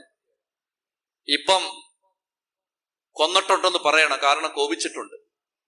മറ്റേത് വ്യഭിചാരം ചെയ്തിട്ടില്ലെന്ന് പറഞ്ഞാൽ മതിയായിരുന്നു. ഇപ്പം വ്യഭിചാരം ചെയ്തിട്ടെന്ന് പറയേണ്ടി വരും, കാരണം ആസക്തിയോടെ സ്ത്രീയെ നോക്കിയാൽ അത് വ്യഭിചാരം. സഹോദരനെ ഭോഷ എന്ന് വിളിച്ചാൽ, അതായത് അവനൊരു പൊട്ടനാണെന്ന് പറഞ്ഞാൽ, അവനൊരു ഭോഷനാണെന്ന് പറഞ്ഞാൽ നീ നരകാഗ്നിക്കരയെത്തിരും. ആണ്ട കിടക്കാം. മനസ്സിലാവുന്നുണ്ടോ പ്രിയപ്പെട്ട സഹോദരങ്ങളെ? ഇത് കട്ടിയാണ്. യേശുവിന്റെ പ്രബോധനങ്ങൾ ലളിതമാണെന്ന് ആരെങ്കിലും വിചാരിക്കുന്നുണ്ടെങ്കിൽ സുവിശേഷം വായിക്കാത്തത് കൊണ്ടാണ്. യേശുവിന്റെ പ്രബോധനങ്ങൾ കട്ടിയാണ്, പാലിക്കാൻ പാടാണ്. പക്ഷേ സ്നേഹമുണ്ടെങ്കിൽ അത് പാലിക്കും. സ്നേഹമുള്ളവര് അത് പാലിച്ചിട്ടുണ്ട്. സ്നേഹമുള്ളത് കൊണ്ട് പലരും പാലിക്കാൻ ശ്രമിക്കുന്നുണ്ട്. ചൊല്ലി പറഞ്ഞേ ഹല്ലേലൂയ, ഹല്ലേലൂയ. എന്റെ പ്രിയപ്പെട്ട സഹോദരങ്ങളെ, നമുക്കിനി ആ പ്രബോധനങ്ങളിലേക്ക് വരാം. ആദ്യം നമ്മൾ കാണുന്നത് സുവിശേഷ ഭാഗ്യങ്ങളാണ്. ആദ്യത്തെ 5-ാം അധ്യായത്തിന്റെ 1 മുതൽ 12 വരെയുള്ള വാക്യങ്ങളിൽ സുവിശേഷ ഭാഗ്യങ്ങൾ കർത്താവ് വിവരിക്കുകയാണ്. ജനക്കൂട്ടത്തെ കണ്ടപ്പോൾ യേശു മലയിലേക്ക് കയറി. അവൻ ഇരുന്നപ്പോ, ഈശോ ഇരിക്കുകയാണ്, ഇരുന്ന് പഠിപ്പിക്കുകയാണ് അധികാരത്തോടെ. അവൻ ഇരുന്നപ്പോൾ ശിഷ്യന്മാർ അവന്റെ അടുത്തെത്തി. അവൻ അവരെ പഠിപ്പിക്കാൻ തുടങ്ങി. ഒന്നാമത്തേത്, ആത്മാവിൽ ദരിദ്രർ ഭാഗ്യവാന്മാർ, സ്വർഗരാജ്യം അവരുടേതാണ്. ആത്മാവിൽ ദരിദ്രർ ഭാഗ്യവാന്മാർ, സ്വർഗരാജ്യം അവരുടേതാണ്. എന്താണ് ആത്മാവിലെ ദാരിദ്ര്യം? ഈ പുതിയ നിയമം മുഴുവൻ തുറക്കാനുള്ള താക്കോലാണ് ഈ വാക്യം. ഇത് മനസ്സിലായാൽ ന്യൂ ടെസ്റ്റമെന്റ് മനസ്സിലാവും. ഇനി നമ്മൾ പഠിക്കാൻ പോകുന്നെല്ലാം വിശ്വാസത്താലുള്ള നീതീകരണം, അങ്ങനെയുള്ള വലിയ ഗഹനമായ വിഷയങ്ങളുണ്ട്. ഇതൊക്കെ കത്തോലിക്ക സഭയും പ്രൊട്ടസ്റ്റന്റ് സഭകളും തമ്മിലുള്ള പ്രധാനപ്പെട്ട വ്യത്യാസം നീതീകരണം എന്ന് പറയുന്ന പ്രശ്നത്തെക്കുറിച്ചുള്ള രണ്ടഭിപ്രായമാണ്. എങ്ങനെയാണ് ഒരാൾ നീതീകരിക്കപ്പെടുന്നത്? ഇങ്ങനെയുള്ള ആശയങ്ങളെല്ലാം മനസ്സിലാവണമെങ്കിൽ അതിന്റെ താക്കോലാണ് ഈ വചനം. അതുകൊണ്ട് ഒന്നുറക്കെ പറഞ്ഞേ ഹല്ലേലൂയാ. നന്നായിട്ട് ഉറക്കം വരരുത്, മഴയാണ്, ബഹളമാണ്. ഇനി നല്ല സുഖമുണ്ടെന്നറിയത്തില്ല, ചൂട് കാണും. അപ്പോ നന്നായിട്ട് ശ്രദ്ധിച്ചിരിക്കണേ, പ്രധാനപ്പെട്ട കാര്യമാണ്. ദൈവമേ, ശ്രദ്ധിച്ചിരിക്കണം. ആത്മാവിൽ ദരിദ്രർ ഭാഗ്യവാന്മാർ. എന്താണ് ആത്മാവിലെ ദാരിദ്ര്യം? ആത്മാവിലെ ദാരിദ്ര്യം വിശദീകരിക്കാൻ വേണ്ടി ഞാൻ സാധാരണ പറയുന്ന ഉദാഹരണം ഇതാണ്. അതായത് ഭൗതിക ദാരിദ്ര്യം എന്താന്ന് മനസ്സിലാക്കിയാൽ ആത്മാവിലെ ദാരിദ്ര്യം മനസ്സിലാക്കാൻ എളുപ്പമുണ്ട്. അതായത് ഞാനൊരു ഭിക്ഷക്കാരനാണെന്ന് വിചാരിക്കുക. ഞാനൊരു ഭിക്ഷക്കാരനാണ്. അപ്പൊ ഈ ഭിക്ഷക്കാരൻ്റെ കയ്യില് 5 പൈസ പോലും ഇല്ല. നയാ പൈസയില്ല. 5 പൈസ പോലും ഈ പിച്ചക്കാരൻ്റെ കയ്യിലില്ല. അപ്പൊ പിച്ചക്കാരന് വിശക്കുകയാണ്. പിച്ചക്കാരന് വിശക്കുമ്പോ ഇവിടെ ഒരാള്, ഭയങ്കര സമ്പന്നനായ ഒരാള് എൻ്റെ കൂട്ടുകാരനായിട്ട് എനിക്കുണ്ട്. ചെറിയ സമ്പന്നനല്ല, മഹാസമ്പന്നൻ. മഹാസമ്പന്നൻ എന്ന് മാത്രമല്ല, സമ്പന്നനാണ്, സമ്പന്നനല്ല, നല്ലവനാണ്. അതുകൊണ്ട് സമ്പന്നനാണെങ്കിലും നല്ലവനാണ്. അപ്പൊ അങ്ങനെ ആ നല്ലവനായ എൻ്റെ കൂട്ടുകാരൻ, ഞാൻ എന്ത് ചോദിച്ചാലും ചോദിച്ചതിൽ കൂടുതൽ തരുന്ന എൻ്റെ കൂട്ടുകാരൻ. ഞാൻ ആരാണ്? എന്ത് സന്തോഷം. ഞാൻ ആരാണ്? പിച്ചക്കാരൻ. എൻ്റെ കൂട്ടുകാരൻ ആരാണ്? മഹാസമ്പന്നൻ. വെറും സമ്പന്നനല്ല, മഹാസമ്പന്നൻ. അപ്പൊ എനിക്ക് ഈ പിച്ചക്കാരനായ എനിക്ക് വിശന്നു. എനിക്ക് വിശക്കുമ്പോ എനിക്ക് പെട്ടെന്ന് ഓർമ്മ വന്നു, സമ്പന്നനായ മഹാസമ്പന്നനായ എൻ്റെ കൂട്ടുകാരനോട് ചോദിച്ചാ കാശ് കിട്ടും. ഞാൻ ഓടിച്ചെന്നു, കൂട്ടുകാരാ എനിക്ക് വിശക്കുന്നു. അപ്പൊ ഞാൻ പ്രതീക്ഷിച്ചതിന് 50 രൂപയാണ്. എൻ്റെ കൂട്ടുകാരൻ എനിക്ക് 500 രൂപ തന്നു. അപ്പൊ 500 രൂപ തന്നപ്പോ ഞാൻ എന്ത് ചെയ്തു? 500 രൂപയ്ക്കും പോയി ഭക്ഷണം കഴിച്ചു. വൈകുന്നേരമായപ്പോ പിച്ചക്കാരനായി എനിക്ക് വീണ്ടും വിശന്നപ്പോ എനിക്ക് എൻ്റെ മഹാസമ്പന്നനായ ഔദാര്യവാനായ കൂട്ടുകാരനെ ഓർമ്മ വന്നു. ഞാൻ ഓടിച്ചെന്നു, കൂട്ടുകാരാ എനിക്ക് വിശക്കുന്നു. എനിക്ക് വീണ്ടും 500 രൂപ തന്നു. ഞാൻ വീണ്ടും പോയി 500 രൂപയ്ക്ക് ഭക്ഷണം കഴിച്ചു. നിങ്ങൾ പറയും ചുമ്മാ അല്ല പിച്ചക്കാരനായത്, അല്ലെ? അതായത് ഇതാണ് സ്വഭാവം. അപ്പൊ അങ്ങനെ 500 രൂപയ്ക്കും ഭക്ഷണം കഴിച്ചു. അപ്പൊ അന്ന് രാത്രി ഇടിവെട്ടി തിമിർത്ത് പേമഴ പെയ്യുന്ന ഒരു തുലാവർഷ രാത്രി. ആ തുലാവർഷ രാത്രിയിൽ എനിക്ക് കിടന്നുറങ്ങാൻ സ്ഥലമില്ല. ഞാൻ കടത്തിന്നെ കിടക്കുകയാണ്. ഞാൻ കിടുകിട ആലില പോലെ വിറയ്ക്കുക. അങ്ങനെ ഞാൻ വിറച്ചുകൊണ്ടിരിക്കുമ്പോ മഹാസമ്പന്നനായ എൻ്റെ കൂട്ടുകാരൻ എനിക്ക് ഓർമ്മ വന്നു. ഞാൻ ഓടിച്ചെന്ന്, കൂട്ടുകാരാ എനിക്ക് തണുക്കുന്നു. അപ്പൊ കൂട്ടുകാരൻ എനിക്ക് ഒരു പുതപ്പ് വാങ്ങിക്കാൻ കാശ് തന്നു, നല്ല ഒരു പുതപ്പ് തന്നു. ആ പുതപ്പിന് എന്നെ സംരക്ഷിക്കാൻ പറ്റിയില്ല. രാവിലെ എഴുന്നേൽക്കുമ്പോ എനിക്ക് പനിയായി. കൂട്ടുകാരാ എനിക്ക് ആശുപത്രി പോകണം. കൂട്ടുകാരൻ എനിക്ക് ആശുപത്രി പോകാൻ പൈസ തന്നു. പ്രിയപ്പെട്ട സഹോദരങ്ങളെ, മരണം വരെ ഞാൻ പിച്ചക്കാരനായിട്ട് ജീവിച്ചു. പക്ഷെ മരണം വരെ ഞാൻ ഗതികേടുകാരനായിട്ട് ജീവിച്ചില്ല. മരണം വരെ ഞാൻ പിച്ചക്കാരനായിരുന്നു, പക്ഷെ മരണം വരെ ഞാൻ ഗതികേടുകാരനല്ലായിരുന്നു. കാരണം എപ്പോൾ ഒരാവശ്യം വന്നാലും ചോദിക്കുന്നതിലും കൂടുതൽ തന്ന് എന്നെ സഹായിക്കാൻ പറ്റുന്ന ഒരു സമ്പന്നനായ കൂട്ടുകാരൻ എനിക്കുണ്ടായിരുന്നു. ലോകത്തിന്റെ കണ്ണിൽ ഞാൻ ആരാണ്? ദരിദ്രനാണ്.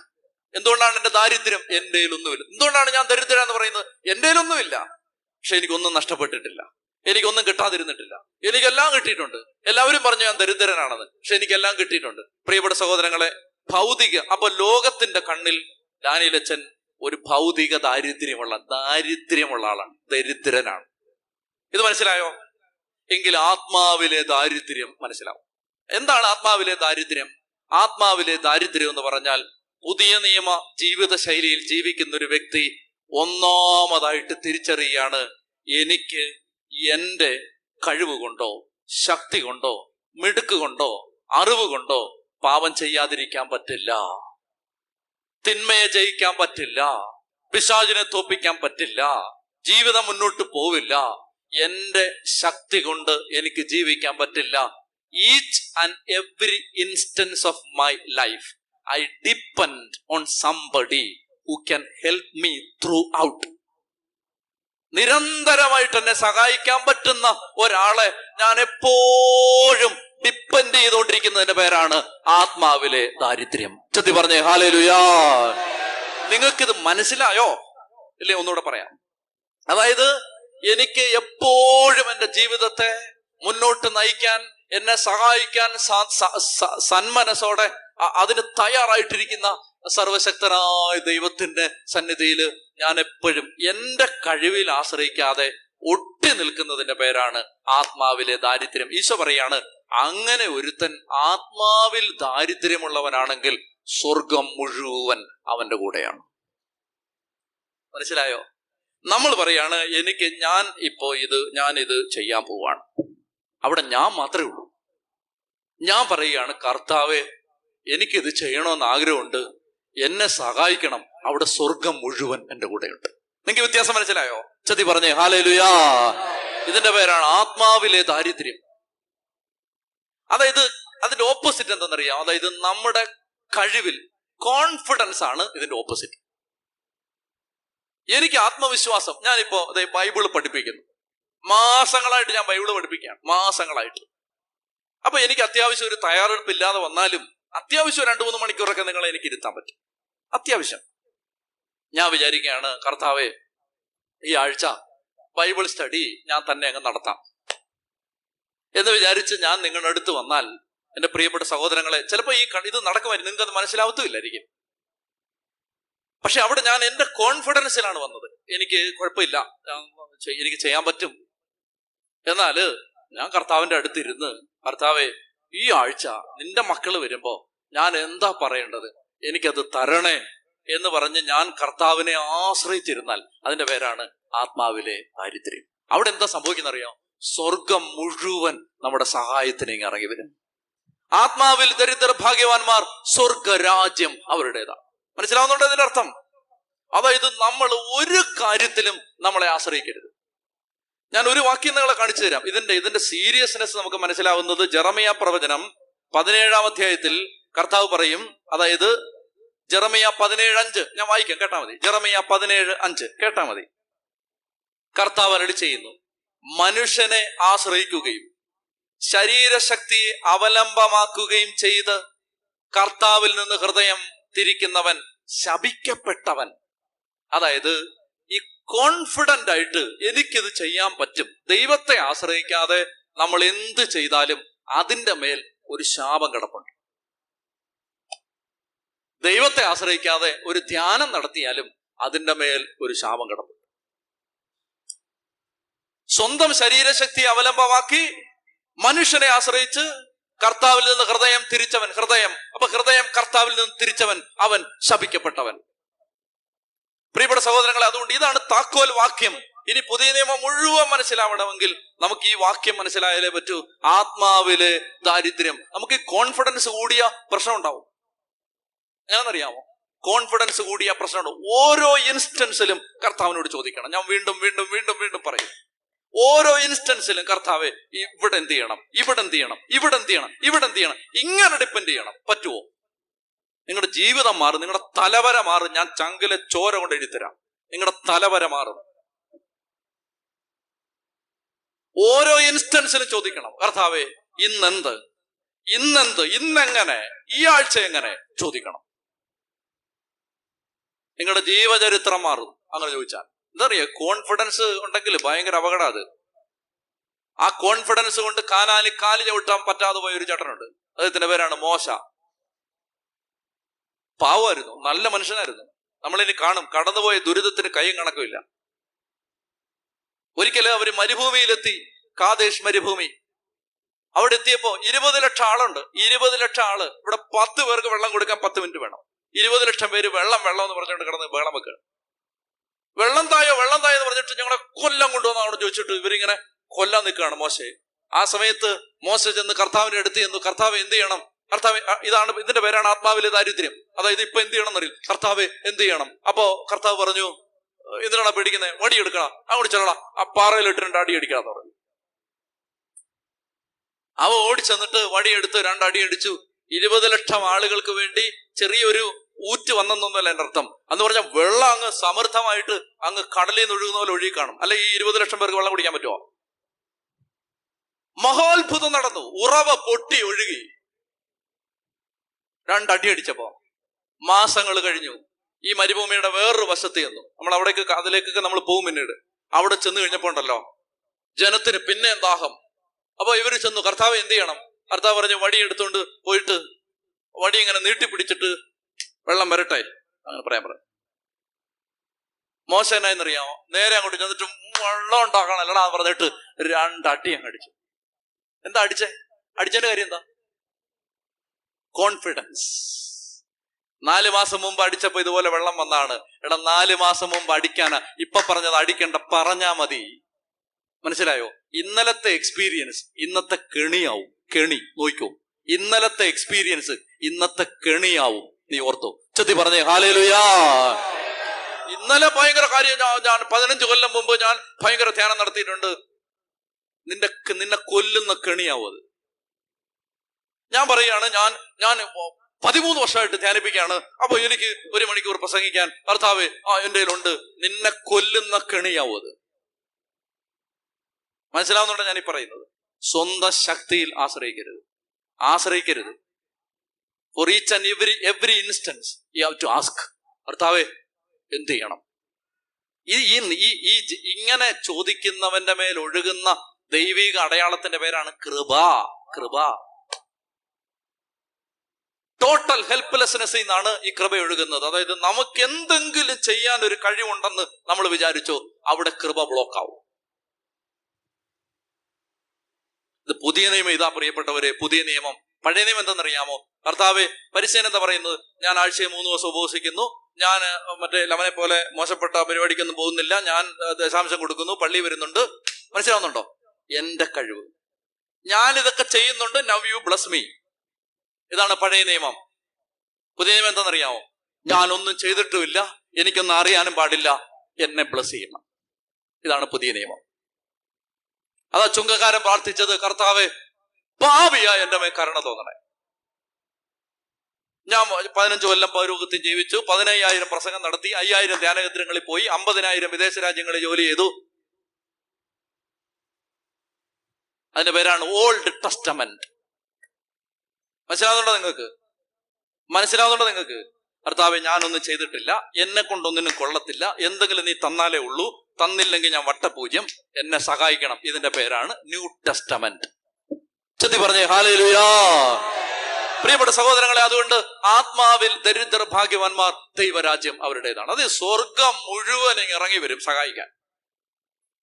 അങ്ങനെ ഒരാൾ പൂർണ്ണമായിട്ടും കർത്താവെ നീ ആശ്രയിച്ച്, നീ സഹായിച്ച്, നിന്നെ ഞാൻ ഒട്ടി നിന്നാലേ എനിക്ക് എന്തെങ്കിലും ഉള്ളൂ എന്ന് തിരിച്ചറിയുന്ന ഒരു സമയത്ത് ആ വ്യക്തിക്ക് വേണ്ടി സ്വർഗം ഇറങ്ങി പ്രവർത്തിക്കും. ആത്മാവിലെ ദാരിദ്ര്യം. ഇതിന് ഓപ്പോസിറ്റാണ് സെൽഫ് റിലയൻസ്, സെൽഫ് കോൺഫിഡൻസ്. സ്വന്തം കഴിവിലുള്ള അമിതമായ ആശ്രയം. നമുക്ക് എന്തെങ്കിലും ചെയ്യാൻ പറ്റുമെന്നുള്ള വിചാരം. ഒന്നും ചെയ്യാൻ പറ്റില്ല നമുക്ക്. വട്ടപൂജ്യം. വട്ടപൂജ്യം. അതുകൊണ്ട് ഈശോ പോലും പറയുന്നുണ്ട് യോഹന്നാന്റെ സുവിശേഷത്തിൽ, സ്വമേധയാ എനിക്കൊന്നും ചെയ്യാൻ പറ്റില്ലെന്ന്. ആരായി പറയുന്നേ? പുത്രൻ തമ്പുരാൻ പറയുകയാണ്, സ്വമേധയാ എനിക്കൊന്നും ചെയ്യാൻ പറ്റില്ല. എന്നിട്ട് ഈശോ പറഞ്ഞു, എന്നെ കൂടാതെ നിങ്ങൾക്കൊന്നും ചെയ്യാൻ പറ്റില്ല. ഇനി നിങ്ങൾ നന്നായിട്ട് ശ്രദ്ധിച്ചാൽ ഞാൻ ഒരു മർമ്മം പറഞ്ഞുതരാം. നന്നായിട്ട് ശ്രദ്ധിക്കണം, ഉറങ്ങിയിരിക്കരുത്. പുതിയ നിയമത്തിൽ മാത്രം കാണുന്ന ഒരു വാക്കാണ് നിർജീവ പ്രവൃത്തി, ഡെഡ് വർക്ക്.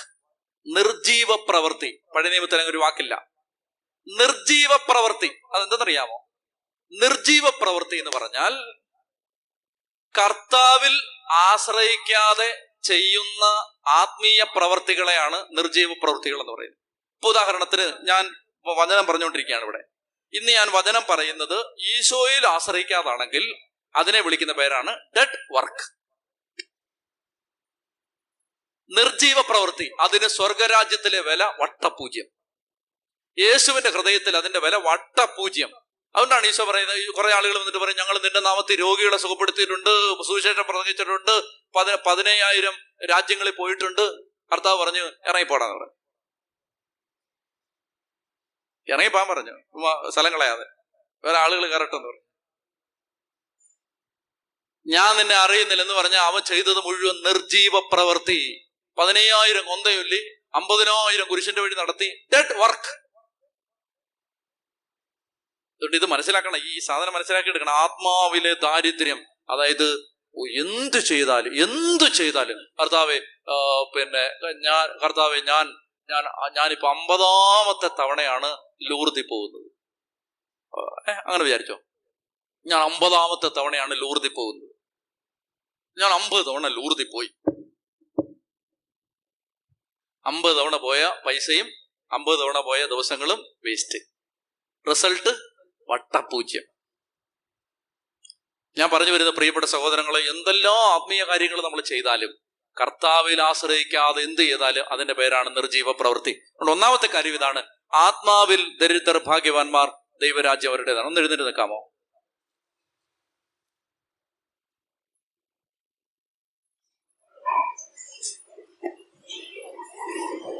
ആത്മാവിൽ ദരിദ്രരായവർ ഭാഗ്യവാന്മാർ, സ്വർഗരാജ്യം അവരുടേതാണ്. പൂർണ്ണമായിട്ടും കർത്താവിനെ ആശ്രയിക്കാൻ ഒരു കൃപ കിട്ടാൻ വേണ്ടി പ്രാർത്ഥിക്കാമോ? പൂർണ്ണമായിട്ടും കർത്താവിനെ ആശ്രയിക്കണം. അത് പടിപടിയായിട്ട് നമ്മൾ വളർത്തിയെടുക്കേണ്ട ഒരു സ്വഭാവമാണ്. അതായത് എന്ത് കാര്യം വന്നാലും, ഏത് വിഷയം വന്നാലും, എന്തു വന്നാലും കർത്താവിനോട് ചോദിക്കുക, കർത്താവിൽ ആശ്രയിക്കുക, ദൈവത്തെ കൺസൾട്ട് ചെയ്യുക, ദൈവത്തിന് മുമ്പിൽ ആലോചന ചോദിക്കുക. അങ്ങനൊരു ജീവിതം നയിച്ചാൽ നമ്മുടെ സഹായത്തിന് സ്വർഗ്ഗം ഇറങ്ങി വരും. അവിടെയാണ് നിങ്ങൾ ശാന്തരായിരുന്നാൽ മതി, കർത്താവ് നിങ്ങൾക്ക് വേണ്ടി യുദ്ധം ചെയ്തു. നമുക്ക് രണ്ടാമത്തെ കാര്യം കൂടി ഇന്ന് നമുക്ക് പെട്ടെന്ന് വിശദീകരിക്കാം.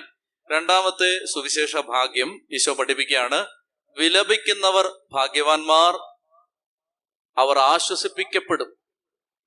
വിലപിക്കുന്നവർ ഭാഗ്യവാന്മാർ.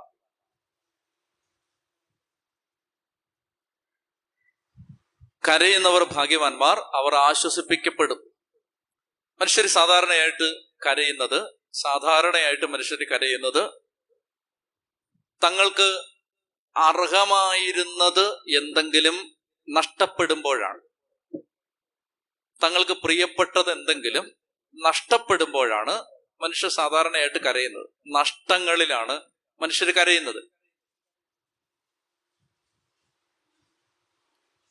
അപ്പോൾ എല്ലാ മനുഷ്യന്റെ കണ്ണുനീരിന്റെ പിന്നിലും, ഈ പറയുന്ന കണ്ണുനീരിന്റെ പിന്നിലും മനുഷ്യന്റെ സ്വാർത്ഥതയുണ്ട്, മനുഷ്യന്റെ സെൽഫിഷ്നെസ് ഉണ്ട്, ഈ കണ്ണുനീരിലുണ്ട്. അതായത് നമ്മൾ നമ്മുടെ കാര്യങ്ങൾക്ക് വേണ്ടിയാണ് കരയുന്നത്. എനിക്ക് എൻ്റെ കയ്യിൽ 5 ലക്ഷം രൂപ ഉണ്ടായിരുന്നു, അത് നഷ്ടപ്പെട്ടു, ഞാൻ കരയുകയാണ്. അപ്പൊ എനിക്ക് എൻ്റെ ഒരു സ്വാർത്ഥതയിലാണ് ഞാൻ കരയുന്നത്, എൻ്റെ കാര്യത്തെ പ്രതിയാണ് ഞാൻ കരയുന്നത്. എന്നാൽ ഈ കർത്താവ് ഉദ്ദേശിക്കുന്ന കരച്ചിൽ അതല്ല. നമുക്ക് എന്തെങ്കിലും സങ്കടം വരുമ്പോൾ നമ്മൾ കരയുന്നു, പ്രയാസം വരുമ്പോൾ കരയുന്നു, ബുദ്ധിമുട്ട് വരുമ്പോൾ കരയുന്നു, നമുക്ക് എന്തെങ്കിലും മാനസിക ക്ലേശം ഉള്ളപ്പോൾ കരയുന്നു. ഇതൊക്കെ സ്വാഭാവികമാണ്, അത് തെറ്റില്ല, അത് തെറ്റല്ല. കർത്താവ് ഉദ്ദേശിക്കുന്ന കരച്ചിൽ അതല്ല. ഈ സുവിശേഷ ഭാഗ്യം എന്ന് പറയുന്ന കരച്ചിൽ അതല്ല, മറിച്ച് ആ കരച്ചിൽ 2 ഡയമെൻഷനിലാണ് സംഭവിക്കുന്നത്. 2 കാര്യങ്ങൾക്ക് വേണ്ടിയാണ് ഒരു ആത്മീയ മനുഷ്യൻ കരയേണ്ടത്. ഒന്നാമത്തേത്, സ്വന്തം തെറ്റുകൾ ഓർത്ത് കരയണം. സ്വന്തം തിന്മകള്, പോരായ്മകള്, പരാജയങ്ങള്, തനിക്ക് എത്തിപ്പെടാൻ പറ്റാത്ത ആത്മീയമായ ഉയർച്ച, അതിനെ ഓർത്ത് കരയണം. ഈ കരച്ചില് അധികം പേരിൽ ഉണ്ടാവുന്നില്ല. കരച്ചില് മുഴുവൻ സത്യത്തില് നമ്മൾ സാധാരണക്കാര് നടത്തുന്നത് നമുക്കുണ്ടാവുന്ന നഷ്ടങ്ങളെ പ്രതിയാണ്, നമ്മുടെ കാര്യങ്ങളെ പ്രതിയാണ്. നമ്മൾ വിചാരിക്കുന്ന പോലെ ജീവിതം മുന്നോട്ട് പോകാത്തപ്പോഴാണ് നമ്മൾ കരയുന്നത് മുഴുവൻ. ഈശോ പറയാണ്, ആ കരച്ചിലിന് വലിയ വിലയൊന്നുമില്ല. എന്നാൽ കരച്ചിലിന് വിലയുണ്ട്. എന്തിനെന്നറിയാം? ഒന്ന്, ഞാൻ ഓർക്കുകയാണ്, ദൈവമേ എന്റെ തെറ്റ്, അതോർത്ത് അതിന് വലിയ വിലയുണ്ട്. ഞാൻ വിശദമായിട്ട് പിന്നീട് എപ്പോഴെങ്കിലും പറയാം. എൽ സാൽവദോർ എന്ന് പറയുന്ന ഒരു രാജ്യമുണ്ട്. ആ രാജ്യത്തൊരു ജയില്, ആ ജയിലില് കൊടുങ്കുറ്റവാളികൾ, ഗാങ് ലീഡേഴ്സാണ് മുഴുവൻ. അവരോട് ഒരിക്കലും ഒരാൾ സുവിശേഷം പറഞ്ഞു. ആ ജയിലിൽ നിന്ന് സുവിശേഷം പഠിപ്പിക്കുന്നുണ്ട്. ഞാൻ പിന്നീട് പറയാം അതിന്റെ കാര്യങ്ങൾ.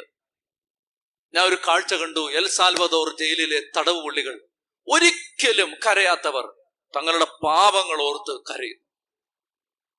ഞങ്ങളുടെ കൈകളിൽ ചോര പുരണ്ടിട്ടുണ്ട് എന്നോർത്ത് കരയുന്നു. ഞങ്ങൾ തെറ്റ് ചെയ്തിട്ടുണ്ടെന്ന് ഓർത്ത് കരയുന്നു. ഞാനൊരു ജീവൻ എടുത്തിട്ടുണ്ടെന്ന് പറഞ്ഞൊരു മനുഷ്യൻ കരയുകയാണ്. ഇത് ആത്മീയതയിലെ കരച്ചിലാണ്. ഒരു കണ്ണുനീര് അതാണ്, ദൈവമേ എനിക്ക് ഒത്തിരി പരാധീനതകൾ, തെറ്റു വന്ന് ജീവിതത്തിൽ തെറ്റുപറ്റി. ഈ കരച്ചിലിന് പുതിയ നിയമത്തിൽ ഭയങ്കര വിലയാണ്. എനിക്ക് തെറ്റുപറ്റി എന്നോർത്തുള്ള ഒരു മനുഷ്യന്റെ കരച്ചിൽ, കുംഭസാരക്കൂട്ടിലെ കരച്ചിൽ, അതിന് വലിയ വിലയുണ്ട്. അനുതാപത്തിന്റെ കരച്ചിലാണ് ഇത്. ഒരു കരച്ചിൽ ഞാൻ പിന്നീട്, നമുക്ക് സമയമില്ലാത്തതുകൊണ്ട് ഓടിച്ചു പറയാം. രണ്ടാമത്തെ കരച്ചിൽ എന്ന് പറഞ്ഞാൽ ആത്മഭാരം കൊണ്ടുള്ള കരച്ചിൽ, ആത്മാക്കളുടെ രക്ഷയെ പ്രതിയുള്ള കരച്ചിൽ. അതാണ് രണ്ടാമത്തേത്. ആത്മീയ മനുഷ്യന്റെ കരച്ചില് അതിന്റെ രണ്ടാം ഭാവം. ഒന്ന് സ്വന്തം തെറ്റുകളെ ഓർത്തുള്ള കരച്ചിൽ. രണ്ടാമത്തേത്, ദൈവമേ സഭ തകരുന്നു, ദൈവമക്കൾ നശിക്കുന്നു, കുടുംബങ്ങൾ നശിക്കുന്നു, ദേശം നശിക്കുന്നു, ദൈവമേ അതോർത്ത് ദൈവമക്കൾ കരയുകയും നെടുവീർപ്പെടുകയും ചെയ്യും. അച്ഛൻ മധ്യസ്ഥ പ്രാർത്ഥനയ്ക്ക് വരുന്ന കാര്യം പറഞ്ഞു. മധ്യസ്ഥ പ്രാർത്ഥനയുടെ സ്രോതസ് എന്ന് പറയുന്നത് ഈ കരച്ചിലാണ്. അതായത് സഹിക്കാൻ പറ്റുന്നില്ല, അതായത് എല്ലാം നശിക്കുന്നു, ഒന്നും ശരിയാവുന്നില്ല, അല്ലെ കാര്യങ്ങൾ നടക്കുന്നില്ല, ഇതോർത്ത് ഭാരപ്പെടുന്ന ഒരു മനസ്സിൽ നിന്നുള്ള കരച്ചിലാണത്. പ്രിയപ്പെട്ട സഹോദരങ്ങളെ, കർത്താവ് പറയാണ്, അങ്ങനെ കരയുന്നവർ ആശ്വസിപ്പിക്കപ്പെടും. സ്വന്തം പാപത്തെ ഓർത്ത് കരയുന്നവര് പൂർണ്ണമായ പാപമോചനവും കിട്ടും, വിശുദ്ധിയും കിട്ടും. ആത്മാക്കളുടെ രക്ഷയെ പ്രതി കരയുന്നവന്റെ മേൽ സ്വർഗരാജ്യത്തിൽ വലിയൊരു അക്കൗണ്ട് തുറക്കപ്പെടും. അവന്റെ തലമുറയെ ദൈവം അനുഗ്രഹിക്കും. ഞാൻ ഒരിക്കലും സൂചിപ്പിച്ചു പോയിരുന്നു, എനിക്ക് ഏറ്റവും ഇഷ്ടമുള്ള ഉദാഹരണം ശിമയോനാണ്. കെവറിയംകാര ശിമയോൻ, യേശുവിന്റെ കുരിശു ചുമക്കാനായിട്ട് സഹായിച്ച ശിമയോൻ. ശ്രദ്ധിക്കാമോ? അയാൾ ഇങ്ങനെ കാഴ്ച കണ്ടുകൊണ്ട് നിൽക്കായിരുന്നു റോഡ് സൈഡില്. പെരുന്നാളിന്റെ പ്രദക്ഷിണം പോവാണ്, ഭയങ്കര പ്രദക്ഷിണം. ആളുകൾ ഇങ്ങനെ കാണാൻ നിൽക്കത്തില്ലേ, അതുപോലെ നിന്നതാ. കെവറിയംകാരൻ ഈജിപ്തിലാണ് ഈ സൈറീൻ എന്ന് പറയുന്ന സ്ഥലം. ഞാൻ അന്വേഷിക്കുമ്പോൾ എന്റെ ഒരു വായനയിൽ എനിക്ക് കിട്ടിയത്, ഇയാൾ ഒരു കറുത്തവർഗക്കാരനാണ്, വിജാതീയനാണ്, കറുത്തവർഗക്കാരനാണ്, ആഫ്രിക്കക്കാരൻ. ശിമയോൻ കച്ചവടത്തിനോ മറ്റോ വന്ന അവിടെ. അപ്പൊ അയാൾ ഈ കുരിശ് യാത്ര പോകുന്ന കണ്ടോണ്ട് ഇങ്ങനെ നിന്നാണ്. നമ്മുടെ നാട്ടിലൊന്നും ഇതില്ല, ഇതില്ലേ? നമ്മുടെ ഇവിടുന്ന് പ്രദക്ഷിണമൊക്കെ പോകുമ്പോൾ ബംഗാളികൾ കണ്ടേക്കത്തില്ലേ? അവരുടെ നാട്ടിൽ അതില്ല. ഇതെന്ത് എന്താടാ കുറെ അവന്മാര് കുടിച്ചിട്ടൊക്കെ അവന്മാര് അത് വിചാരിച്ച് ഇങ്ങനെ നോക്കി നിൽക്കത്തില്ലേ? അതുപോലെ നോക്കി നിന്നാണ്. നോക്കി നിന്നപ്പോ റോമൻ പടയാളി കുരിശ് ചുമക്കാൻ സഹായിക്കില്ല. കാരണം അവർക്കിത് നിന്ദ്യമാണ്. കാരണം അവര് ശിക്ഷ വിധിച്ചാണിത്. യഹൂദന്മാര് കുരിശിന്റെ അറ്റത്ത് പോലും, കാരണം അവർക്ക് അത്രയും നാണം കെട്ട ഒരു ശിക്ഷയില്ല. കുറ്റവാളിയുടെ ചോര ഭൂമിയിൽ വീണാൽ ഭൂമിക്ക് ശാപമാണെന്ന് പറഞ്ഞിട്ടാണ് പേർഷ്യക്കാരാണ് കുരിശുമരം കഴിമരം കണ്ടുപിടിക്കുന്നവരാണ്. അതുകൊണ്ട് കുറ്റവാളിയും ഈ മണ്ണിൽ കിടന്ന് മരിക്കാൻ പാടില്ല, അന്തരീക്ഷത്തിൽ നിന്ന് മരിക്കട്ടെ. അവന്റെ ചോരയും നെടുവീർപ്പ് ഈ മണ്ണിൽ വീണ് മണ്ണ് നശിക്കാതിരിക്കട്ടെ, അങ്ങനെ പറഞ്ഞിട്ടാണ് കഴിമരം കണ്ടുപിടിച്ചത്. അപ്പോ റോമാക്കാർക്ക് ഇത് നിന്ദ്യമാണ്, യഹൂദന്മാർക്ക് ഇത് തൊടാൻ പാടില്ലാത്തതാണ്. അങ്ങനെയുള്ള ആ കുരിശുമരം ചുമന്നുകൊണ്ട് ഈശോ പോകുമ്പോ ഇയാൾ ഇങ്ങനെ കാഴ്ച കാണാൻ നിന്ന. ഇപ്പൊ യഹൂദന്മാരെ വിളിച്ചു ഇത് ചുമക്കാൻ, ആരും പോവില്ല. റോമാക്കാർ അതിന് തയ്യാറുമല്ല. അതുകൊണ്ട് റോമൻ പടയാളികൾ യേശു മരിച്ചു പോകാതിരിക്കാൻ വേണ്ടി, കാരണം അവർക്ക് ഈ എക്സിക്യൂഷൻ നടപ്പാക്കണം, അവർക്ക് ഈ എന്താണോ ശിക്ഷ വിധിച്ചത് അത് പൂർത്തിയാക്കണം. അതുകൊണ്ട് എങ്ങനെയും ഇവനെ ജീവനോടെ മേളി വരെ എത്തിച്ച് കുരിശേലെന്ന് അടിക്കണം, അല്ലെങ്കിൽ ശിക്ഷ പൂർത്തിയാവില്ല. അതുകൊണ്ട് അവർ ഈ ശിമയോനെ വിളിച്ചു, വാടാന്ന് പറഞ്ഞു. നീങ്ങി വരാൻ പറഞ്ഞു. ഞാനോ? ഞാൻ ഈ നാട്ടുകാരനല്ലെന്ന് പറഞ്ഞു. ഞാൻ ഇത് കാണാൻ നിന്നാന്ന് പറഞ്ഞു. ഇപ്പൊ പോവാനാന്ന് പറഞ്ഞു. പോയിട്ട് വേറെ കാര്യമുണ്ട്, കട തുറക്കാണെന്ന് പറഞ്ഞു. അവര് പറഞ്ഞു വാടാന്ന് പറഞ്ഞു. മര്യാദയ്ക്ക് വാടാ. അവൻ പറഞ്ഞു ഞാൻ വരില്ലെന്ന് പറഞ്ഞു. എന്നെ നിർബന്ധിക്കരുത്, എനിക്ക് പോകാനുള്ളതാണ്, ഞാൻ പോവാന്ന് പറഞ്ഞു. ഓടിച്ചെന്നൊരുത്തം പിടിച്ചു. മര്യാദയ്ക്ക് വിളിച്ചാൽ വരത്തില്ലേ, വാടാ ഇവിടെ. കൊണ്ടുവന്നു പറഞ്ഞ് എടുക്കാൻ പറഞ്ഞു.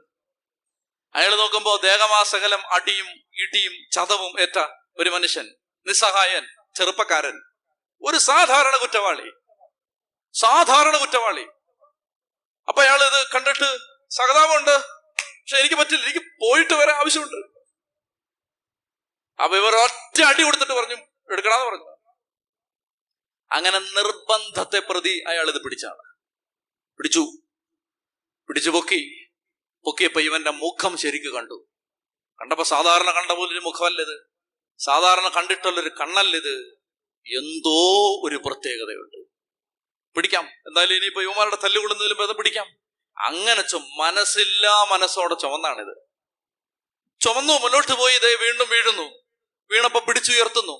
അങ്ങനെ അടുത്തിടപഴകി, ഉരുമ്മി തൊട്ട് അടുത്ത് ഇടപഴകി അങ്ങനെ മുന്നോട്ട് പോകുന്ന ഒരു 2-3 കിലോമീറ്റർക്കിടയിൽ നിൽക്കുന്ന ഒരു യാത്രക്കിടയിൽ ഈ കുരിശു ചുമക്കാൻ വിധിക്കപ്പെട്ട കുറ്റവാളി ശിമയോന്റെ ചങ്കിങ്ങെടുത്തു, പറിച്ചിങ്ങെടുത്തു. അപ്പൊ ശിമയോൻ ഇപ്പൊ അവനോട് പറയാണ്, നീ ചുമക്കണ്ട, ഇങ്ങനെ കാണിച്ചാ മതി, ഞാൻ ചുമന്നോളാന്ന് പറഞ്ഞു. നീ ഇങ്ങനെ കാണിച്ചാ മതി, ഞാൻ ചുമന്നോളാന്ന് പറഞ്ഞു. നിനക്ക് ആരോഗ്യമില്ല. അപ്പൊ അവൻ പറഞ്ഞു, ശിമയോനെ, ഇത് നീ ചുമക്കേണ്ടതല്ല, ഇത് ഞാൻ ചുമക്കേണ്ടതാണ്, നീ ഒന്ന് താങ്ങിയാ മതി എന്ന് പറഞ്ഞു. നീ ഒന്ന് താങ്ങിയാ മതിയടാ മോനെ, ഞാൻ ഇത് ചുമന്നോളാം. ഒരു കുരിശും ആരും ചുമക്കണ്ട, കർത്താവ് ചുമന്നോളും. നിന്നെ ദൈവം എന്തിനാ വിളിക്കുന്നറിയാമോ? ഇതിന്റെ അറ്റത്തൊന്ന് പിടിക്കുന്നേ, ഇതിന്റെ സൈഡിലൊന്ന് താങ്ങിത്താ, നീ വേറെ ഒന്നും ചെയ്യണ്ട, ഇതിന്റെ സൈഡിലൊന്ന് താങ്ങിത്താ. അതിനെ ദൈവം നിന്നെ വിളിക്കുന്നത്. മധ്യസ്ഥ പ്രാർത്ഥനക്കാരാ നിന്നെ ദൈവം വിളിക്കുന്നത്. ഇതൊന്ന് സൈഡിലൊന്ന് പിടിക്കുന്നേ. നീ കുരിശൊന്നും ചുമക്കണ്ട, കുരിശ് കർത്താവ് ചുമന്നോളും. നീ ഇതിന്റെ അറ്റത്തൊന്ന് പിടിച്ചേ മതി, ചെറുതായിട്ടൊന്ന് ചെറിയ സപ്പോർട്ട്, ഒരു കൊന്ത, ഒരു കുരിശിന്റെ വഴി, ഒരു നേരത്തെ ഉപവാസം, ചെറിയ സപ്പോർട്ട് താടാ, അത്രേ മതി. അവൻ പറഞ്ഞു, ഇല്ല അർത്ഥ, നീ ചുമക്കണ്ടടാ, ഞാൻ ചുമന്നോളാന്ന് പറഞ്ഞു. നീ ഇത് പതുക്കെ പിടിച്ചാ മതി എന്ന് പറഞ്ഞു. അങ്ങനെ ഗാഗുൽത്ത മലയിലെ യാത്ര അവസാനിച്ചിട്ട് എന്ത് സംഭവിച്ചെന്നറിയാമോ? അപ്പൊ ഇവൻ എന്ത് ചെയ്താ പോകില്ല, അവൻ അവിടെ തന്നെ നിൽക്കുകയാണ്. അവൻ വേണമെങ്കിൽ കുരിശ് തറയ്ക്കപ്പെടാൻ തയ്യാറായിട്ട് നിൽക്കുകയാണ് ശിമയോൻ. ആ സമയത്ത് പടയാളികൾ, നിങ്ങൾ പാഷൻ ഓഫ് ക്രൈസ്റ്റ് കണ്ടിട്ടുണ്ടെങ്കിൽ അത് മനോഹരമായിട്ട് അതിനകത്തുണ്ട്, ഇവനെ തള്ളി ഓടാന്ന് പറഞ്ഞ് വിടുകയാണ്. ഒരിക്കൽ നിങ്ങൾ അവന്റെ കുരിശ് താങ്ങാൻ മനസ്സോടെയാണ് വരുന്നതെങ്കിലും, അങ്ങനെ കുരിശ് താങ്ങാൻ വരുന്നവന്റെ ഹൃദയം, കുടുംബം ഈ കുരിശെ കിടക്കുന്നവൻ അങ്ങ് എടുക്കും. എന്നിട്ട് ഞാൻ പറഞ്ഞു വന്നെന്തിനെന്നറിയാമോ? ഇതിന്റെ ഒടുവിൽ ശിമയോൻ എന്ത് കിട്ടി? കുറെ കാലത്തെ എന്റെ ഒരു സംശയമായിരുന്നത്, ഈ ശിമയോൻ എന്തെങ്കിലും കിട്ടിയോ? ഈ പാവ എവിടെ പോയി? കുരിശിന്റെ വഴി പ്രാർത്ഥനയിൽ നിന്ന് എങ്ങോട്ടെന്നില്ലാതെ ഇറങ്ങിപ്പോയി. ഇയാൾ എവിടെ? അയാളുടെ വീട് എവിടെ? എന്റെ ഒരുപാട് നാളത്തെ ചോദ്യമായിരുന്നത്. ഓരോ തവണ കുരിശിന്റെ വീട് പ്രാർത്ഥന ഇങ്ങനെ കേൾക്കുമ്പോഴും ഞാൻ ഓർക്കും, ദൈവമേ, ഈ കവറിയുംകാരൻ ശിമയോൻ ഇവൻ എവിടെ പോയി? ഒരിക്കൽ കർത്താവ് അതിന് ഉത്തരം തന്നു. ഉത്തരം ഇതാണ്. റോമാലേഖനം 16-ാം അധ്യായം 13-ാം വാക്യം. നോക്കണ്ട, കേട്ടാ മതി, സമയമില്ല. റോമാലേഖനം 16-ാം അധ്യായം 13-ാം വാക്യം. പൗലോസ് ലീഗ റോമാ സഭയിലെ പ്രഗത്ഭരായ ശുശ്രൂഷകരുടെ പേരെടുത്ത് അഭിവാദനം ചെയ്യുമ്പോ അവിടെ ഇങ്ങനെ പറയും, റൂഫസിനും അവന്റെ അമ്മയ്ക്കും വന്ദനം പറയണം, അവൾ എന്റെയും അമ്മയാണ്. നിങ്ങൾക്ക് സംശയം ഉണ്ടെങ്കിൽ വീട്ടിൽ ചെന്നിട്ട് റോമാലേഖനം 16-ാം അധ്യായം 13-ാം വാക്യത്തിന്റെ POC ബൈബിളിലെ ഫുട് നോട്ട് നോക്കിയാൽ അവിടെ ഒരു മർക്കോസിന്റെ സുവിശേഷത്തിലെ റെഫറൻസ് കാണും. അതെടുത്ത് വായിച്ചു നോക്കണം. വായിച്ചു നോക്കുമ്പോ അവിടെ നിങ്ങൾ വായിക്കാൻ പോകുന്നത് ഇങ്ങനെയായിരിക്കും: അപ്പോൾ വയലിൽ നിന്ന് കൗറിയംകാരനായ ശിമയോൻ വന്നു, അവൻ അലക്സാണ്ടറിന്റെയും റോപ്പോസിന്റെയും പിതാവായിരുന്നു. റൂഫസിനും അവന്റെ അമ്മയ്ക്കും വന്ദനം പറയണം, അവൾ എന്റെ അമ്മയാണ്. പൗലോസ് ആരെ കുറിച്ചായി പറയുന്നതെന്നറിയാമോ? ഈ കറുത്ത വർഗക്കാരനായ ഈ വഴിയാത്രക്കിടെ കാഴ്ച കാണാതെ നിന്ന ശിമയോന്റെ ഭാര്യയെയും മകനെയും കുറിച്ചാണ് ഈ പറയുന്നത്. പൗലോസ് പറയാണ്, അവൾ എന്റെ അമ്മയാണ് എന്ന് പറഞ്ഞാൽ റോമാ സഭയിലെ പേരെടുത്ത നേതാക്കന്മാരായിട്ട് ശിമയോന്റെ മക്കള് മാറി. തിരുവഴുത്തിന്റെ ഭാഗമായി ഇന്ന് ഈ പുസ്തകം വായിക്കുമ്പോ വഴി കാഴ്ച കാണാൻ നിന്ന ശിമയോന്റെ മക്കള് ഈ പുസ്തകത്തിലുണ്ട്. ചൊല്ലി പറഞ്ഞേ ഹല്ലേലൂയാ. പ്രിയപ്പെട്ട സഹോദരങ്ങളെ, അതുകൊണ്ട് കരയണം. നമ്മുടെ മക്കൾക്ക് വേണ്ടിയല്ല, നമ്മുടെ ബന്ധുക്കൾക്ക് അപ്പനും അമ്മയ്ക്കും വേണ്ടിയല്ല കരയേണ്ടത്. കരയണം, സഭയ്ക്ക് വേണ്ടി കരയണം, ശുശ്രൂഷകർക്ക് വേണ്ടി കരയണം, ധ്യാനകേന്ദ്രങ്ങൾക്ക് വേണ്ടി കരയണം, ആത്മാക്കൾക്ക് വേണ്ടി കരയണം. അങ്ങനെ കരഞ്ഞാൽ കർത്താവ് നിന്റെ തലമുറയെ ആശീർവദിക്കും.